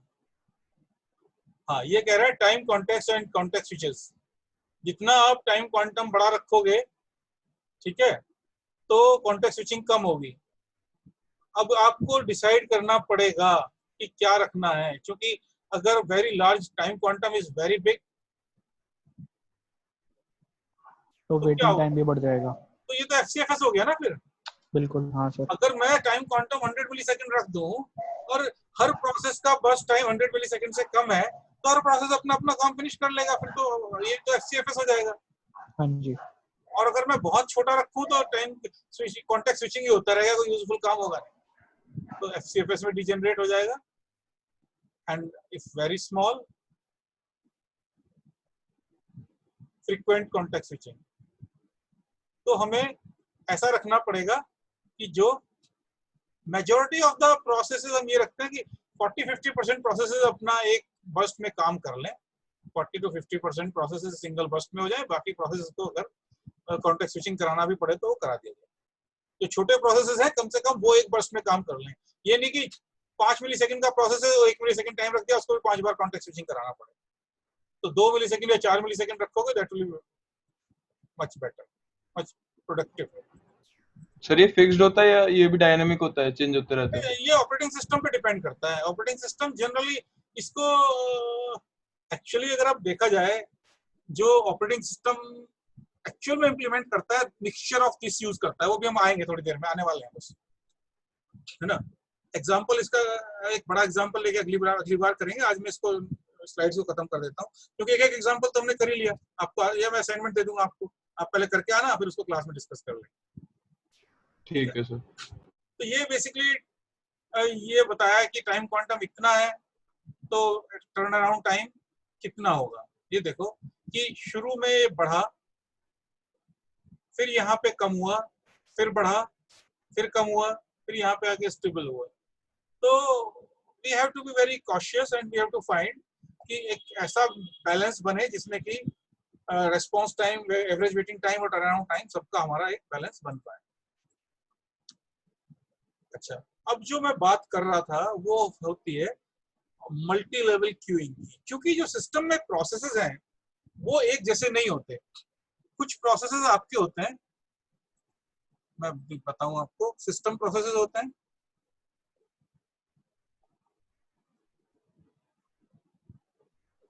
Then we have background processes. Then we have batch processes. Then we have interactive processes. Then we have user processes, high priority processes. तो हर जगह एक ही स्ट्रेटजी काम नहीं कर सकती। तो operating system generally multi level Q बनाता है, एक ही क्यू, क्योंकि जो सिस्टम प्रोसेस है उसको मुझे प्रायोरिटी देनी पड़ेगी, वो कोई इंपॉर्टेंट काम चाह रहा है। जबकि बैकग्राउंड प्रोसेस जो है, मान लिया मुझे कोई डेटाबेस सॉर्ट करना है जिसमें मिलियंस ऑफ डेटा है, तो उसको मैं थोड़ी प्रायोरिटी कम भी कर दूं, वो 10 मिनट की जगह अगर 12 मिनट में भी हो जाएगा तो इतना फर्क नहीं पड़ने वाला, क्योंकि उसको आके जो एडमिनिस्ट्रेटर है वो एक बार कमांड देके चला जाता है सोने या चाय पीने या कॉफी पीने। वो आके देखेगा 10 मिनट के बाद 12 मिनट, 15 मिनट, 30 मिनट में आएगा, तब तक उसका काम हो जाएगा। तीसरा होता है बैच प्रोसेस, ये भी इकट्ठे करके किए जाते हैं, तो इनमें भी कई बार हम इनको प्रायोरिटी कम देते हैं। बट जो इंटरेक्टिव प्रोसेसेस हैं, जिनमें कि यूजर बैठा हुआ है साथ के साथ, भैया रिजल्ट आएगा तो मैं फिर इसके आधार पे फिर इनपुट दूंगा, फिर उसको प्रोसेस करना पड़ेगा, इनको हमें प्रायोरिटी हाई देनी पड़ेगी, ठीक है ना। यूजर प्रोसेस को हम प्रायोरिटी कम दे सकते हैं, हाई प्रायोरिटी प्रोसेस को हमें कुछ सोचना पड़ेगा। तो एक ही स्ट्रेटजी हर जगह काम नहीं कर सकती। तो क्या करते हैं कि रेडी क्यू को हम मल्टीपल रेडी क्यूज रख लेते हैं। There are multiple ready queues. Foreground और जो इंटरेक्टिव प्रोसेस है उनको हमने एक जगह दे दिया, बैकग्राउंड प्रोसेस को हमने अलग पार्टीशन कर दिया, ठीक है। फोरग्राउंड में जो आपके इंटरेक्टिव प्रोसेसेस हैं उसमें आपको राउंड रॉबिन लगाना ही लगाना पड़ेगा, क्योंकि you want a good response time. जबकि बैकग्राउंड प्रोसेसेस में आप FCFS लगा सकते हो, राइट। अब कई बार क्या होता है कि प्रोसेस एक मेरा अभी इंटरेक्टिव है, थोड़ी देर बाद वो बैकग्राउंड में जा सकता है, बैकग्राउंड है, बैकग्राउंड से इंटरेक्टिव में आ सकता है, तो हमें स्विच भी कराना पड़ेगा। मैं अभी ये बता रहा था कि आपके पास दो अलग अलग रेडी क्यूज हैं, एक आप कहो रेडी क्यू फॉरग्राउंड और एक रेडी क्यू बैकग्राउंड।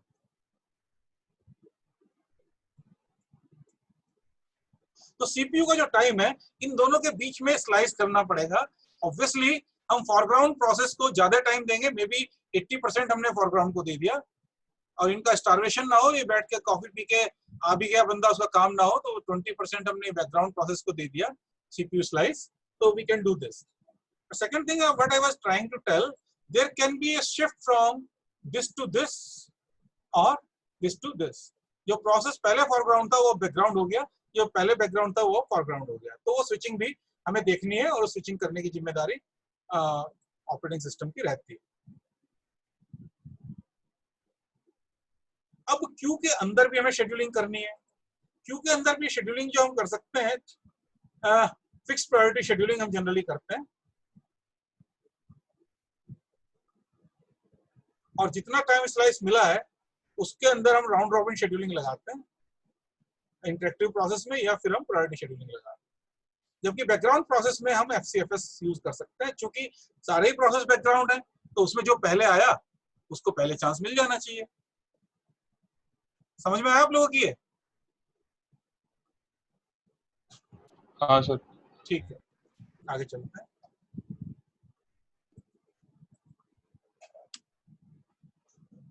ये मल्टी लेवल फीडबैक क्यूइंग इन्होंने दिखाई भी है। ये आपके सिस्टम प्रोसेसेस हैं, अलग अलग क्यूज इन्होंने बना दी, सिस्टम प्रोसेस के लिए अलग बना दी, इंटरेक्टिव प्रोसेस के लिए अलग बना दी, इंटरेक्टिव एडिटिंग प्रोसेस के लिए अलग बना दी। बैच 2 की जगह 4, 5, 6 भी हो सकती है, depending upon operating system to operating system, आपकी मल्टीपल हो सकती है। तो ये मल्टीपल प्रोसेसेस हैं।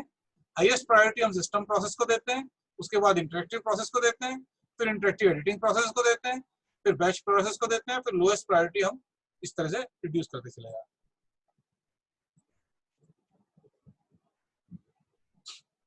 तो ये जब आपको कहा जाएगा भाई ऑपरेटिंग सिस्टम डिजाइन करना है, तो आपको डिसाइड करना पड़ेगा भैया कितनी रेडी क्यू आप मेंटेन करना चाहते हो, हर शेड्यूलिंग, हर क्यू के लिए कौन सा शेड्यूलिंग एल्गोरिथम आप अप्लाई करना चाहते हो, एक क्यू से दूसरी क्यू में जाने के लिए क्या मैकेनिज्म होगा, कब आप डिसाइड करोगे, किस प्रोसेस को कितना टाइम मिले, किस रेडी क्यू को कितना टाइम मिले, वो आपको डिसाइड करना पड़ेगा।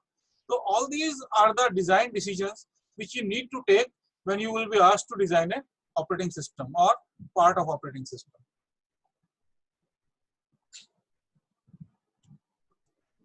ये एक मल्टी लेवल फीडबैक क्यू की बात की है। 3 क्यूज हैं इसमें, FCFS है, एक का क्वांटम 8 मिलीसेकंड दिया है, एक का क्वांटम 16 मिलीसेकंड दिया हुआ है, और इन तीनों को हमने इस तरह से कनेक्ट किया हुआ है। ठीक है। हेलो हाँ जी सर, अगर जैसे मल्टीपल क्यूज हैं तो सबसे पहले तो सिस्टम वाले को प्रायोरिटी मिलेगी, हाँ ऑब्वियस सी बात है। लेकिन जो लोअर है अगर उनमें एजिंग करके भी प्रायोरिटी बढ़ाएं, लेकिन हाँ। वो 225 से ऊपर तो जा ही नहीं पाएगा फिर। 225 से ऊपर नहीं जा पाएगा, लेकिन 225 तो हो जाएगी ना एक लेवल पे। सिस्टम प्रोसेस की भी 225 है, उसकी भी 225, तो ultimately it will get chance. Sir लेकिन जो लोअर क्यू है फिर उनको तो कभी भी वो नहीं मिलेगा ना, क्यों नहीं मिलेगा? एजिंग कैसे मिल जाएगा ना, एजिंग सर सिस्टम का भी मैक्सिमम 225 रहेगा और जो बैकग्राउंड है उसका भी 225 रहेगा। आप एक चीज और भी देखो ना, यहाँ पे देखो ये क्यूज हैं, इनमें हमने बांटा हुआ है टाइम कि भैया मान लिया 5 क्यूज हैं, भैया 40% इसको मिलेगा, ठीक है, मान लिया 25% इसको मिलेगा, 15% इसको मिलेगा, कितना हो गया 80, और 15% इसको मिलेगा, 5% इसको मिलेगा। ठीक है सर, मतलब स्विच होते रहेंगे इस प्रोसेस में। हाँ। ऐसे ये प्रोसेस है, जो है तुम ये कह रहे हो कि ये लोएस्ट प्रायोरिटी में कोई लोएस्ट प्रायोरिटी का प्रोसेस है, ये P1 यहाँ पड़ा हुआ है ना, तो ये 5% टाइम तो इसको मिल रहा है ना, ये आगे के प्रोसेस निकल गया, इसका एजिंग होते होते यहाँ पहुंच जाएगा फ्रंट पे, हाईएस्ट प्रायोरिटी इसकी हो जाएगी, तो अपने 5% टाइम में तो कर ही पाएगा, देर में आएगा नंबर लेकिन आएगा तो। ठीक है सर। एक तो स्टूडेंट प्रोसेस, ऊपर से लो प्रायोरिटी, तो टाइम तो लगना बनता है।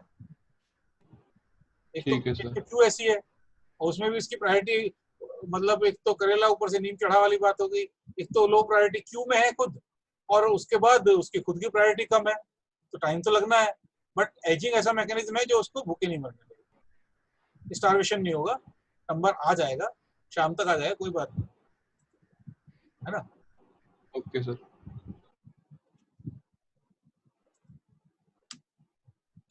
ये हमने कर लिया। हाँ, मल्टी प्रोसेसर शेड्यूलिंग। अभी तक हम ये एज्यूम करके चल रहे थे कि हमारे पास जितने भी एक ही प्रोसेसर है, सीपीयू एक ही है ना। अब हमारे पास मल्टीपल प्रोसेसर्स हैं, या तो मल्टी कोर सिस्टम है, C1, C2, C3, C4, या फिर सीपीयू ही अलग अलग है, एक CPU 1 है, एक CPU 2 है, ठीक है। तो अब इसमें 2 तरीके से होता है, एक तो होता है homogeneous processor within a multi processor, और दूसरा एसिमेट्रिक, सिमेट्रिक मल्टी प्रोसेसिंग होती है, एक एसिमेट्रिक मल्टी प्रोसेसिंग होती है।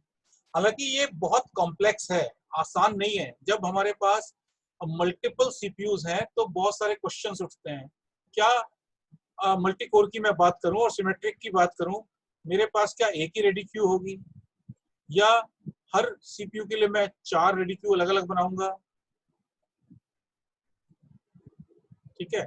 क्या ऐसा होगा अगर मैं 4 रेडी क्यू अलग अलग बनाऊं और ये रेडी क्यू, मान लिया इसकी अपना अलग रेडी क्यू है, इसकी अपनी अलग रेडी क्यू है, इसकी अपनी अलग रेडी क्यू है, इसकी अपनी अलग रेडी क्यू, तो there is high probability that मान लिया इसकी रेडी क्यू तो खाली है और इसकी, इन तीनों की रेडी क्यू पे लाइन लगी हुई है, तो ये तो कुछ करेगा नहीं ना, जब तक इसकी रेडी क्यू में प्रोसेस नहीं आएगा, इसको सीपीयू एलोकेट नहीं होगी, तो दिस इज नॉट डिजायरेबल। तो जनरली क्या ये हो सकता है कि मतलब मेरे पास 4 प्रोसेस हैं और चारों की अलग अलग मैं मल्टीपल क्यूज बनाऊं? 4 प्रोसेसर हैं, 4 हाँ, मतलब 4 सीपीयू हैं मेरे पास, सीपीयूज हैं। प्रोसेसर में थोड़ा सा डिफरेंशिएट, हाँ ठीक है सर। 4 प्रोसेसर है, अगर चारों की मैं अलग, वही तो बता रहा था, अगर चारों की अलग अलग रेडी क्यू बनाऊं तो उसमें दिक्कत क्या है। देखो दिक्कत ये है कि अंडर यूटिलाइजेशन होगा रिसोर्स का। ये मान लिया RQ1 है इसकी, हाँ जी, इसकी RQ2 है, इसकी RQ3 है, इसकी RQ4 है, यहाँ पे मान लिया 6 प्रोसेसर हैं, इसमें 5 प्रोसेसर हैं, इसमें 3 प्रोसेसर हैं, इसमें कोई प्रोसेस नहीं है। तो ये तो मारा मारी, ये वेट कर रहे हैं प्रोसेसर के लिए, ये खाली बैठा हुआ है। अच्छा, तो मतलब आप ये कह रहे हो कि फिर शिफ्टिंग कर पाए हम कुछ ऐसा? एक रेडी क्यू होती 6, 5, 11, 3, 14 के 14 प्रोसेस यहाँ होते, तो जो हाँ भी जी, फ्री मिलता ऑपरेटिंग सिस्टम वो उसको उसको ले एलोकेट लेते कर हैं, देता। बिल्कुल। ठीक है ना। हालांकि कुछ प्रोसेसर एफिनिटी भी होती है, कुछ प्रोसेस चाहते हैं कि मैं पर्टिकुलर कोर पे एग्जीक्यूट करूं, वो ठीक चीजें थोड़ा डिटेल वाली बात की बातें हैं। पैरेलल प्रोसेसिंग या डिस्ट्रीब्यूटेड सिस्टम पे कोर्स पढ़ते हैं तब उसमें हम ये कहते हैं कि सारी कोर्स इक्वल है, बट कई बार प्रोसेस खुद चाहता है, उसको हम बोलते हैं प्रोसेसर एफिनिटी। वो चाहता है कि मुझे कोर 2 पे एग्जीक्यूट करना है, उसका कुछ ठीक है। कैश प्रोसेस हो सकता है कि जो ऑन चिप कैश है, ऑन चिप कैश में कुछ डेटा उसका पड़ा हुआ हो, because of that this processor affinity come into picture.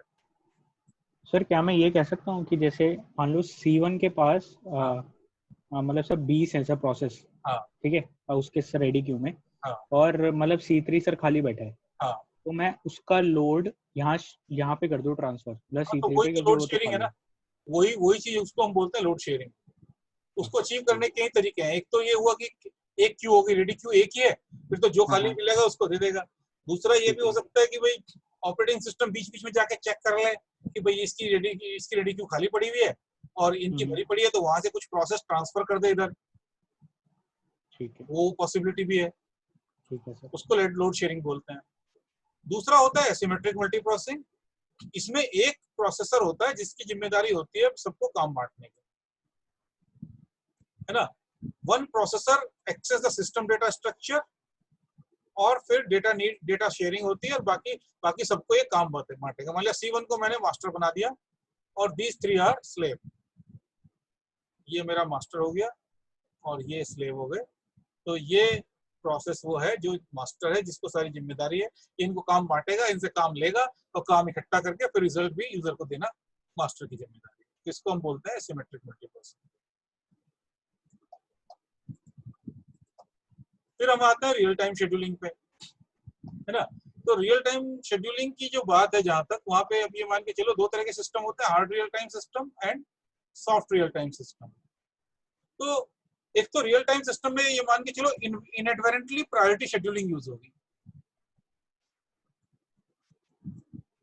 ठीक है, क्योंकि इसमें हमें प्रायोरिटी का बड़ा ध्यान रखना है, क्योंकि जो डेडलाइन है प्रोसेस की, हाई प्रायोरिटी प्रोसेस की जिनकी डेडलाइन नजदीक है उनको हम प्रायोरिटी हाई कर देंगे,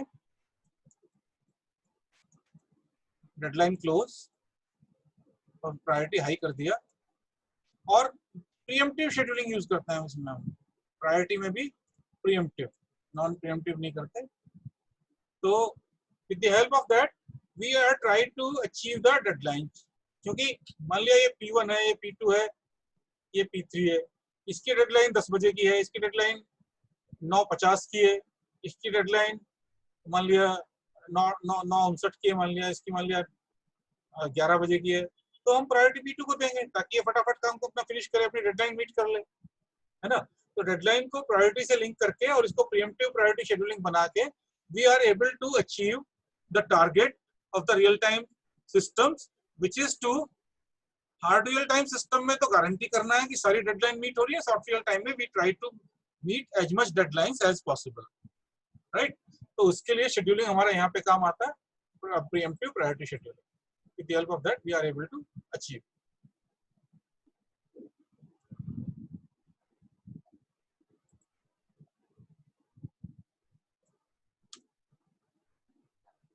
ये डिस्पैच लेटेंसी की बात कर रहा है, डिस्पैच लेटेंसी में क्या क्या काम हो रहा है ना, क्या क्या इवेंट आ रही है, उसे हम डिस्कस कर चुके हैं पहले।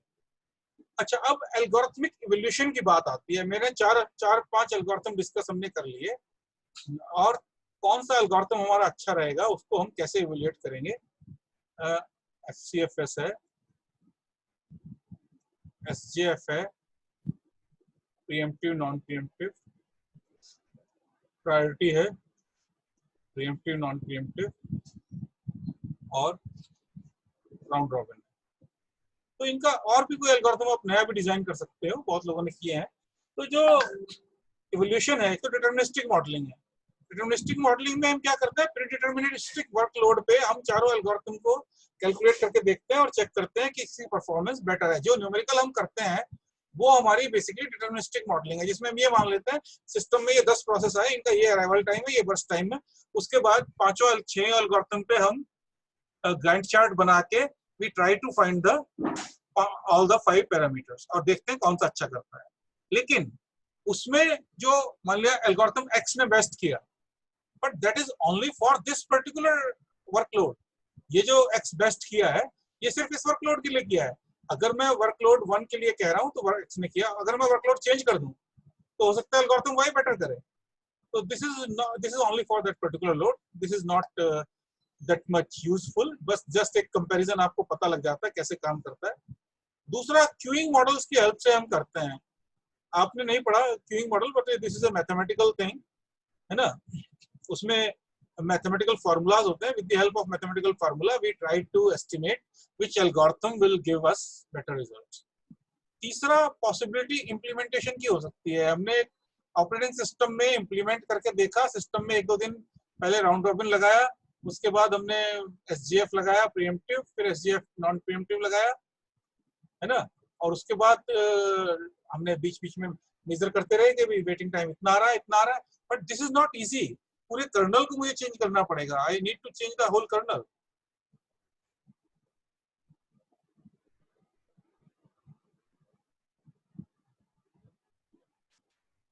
राइट। तो डिपेंड करता है हमारे पास कितना टाइम है, कितना हमारे लिए इंपॉर्टेंट है ये सब चीजें। या हम पिछला एग्जांपल भी लोगों का लेके उसको हेल्प से सेलेक्ट कर सकते हैं।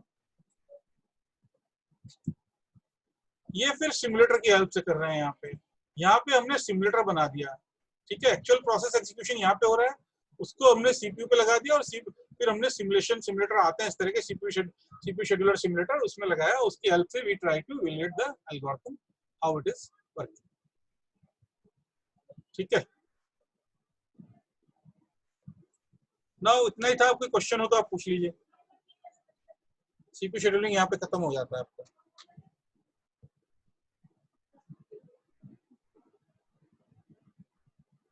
Any questions?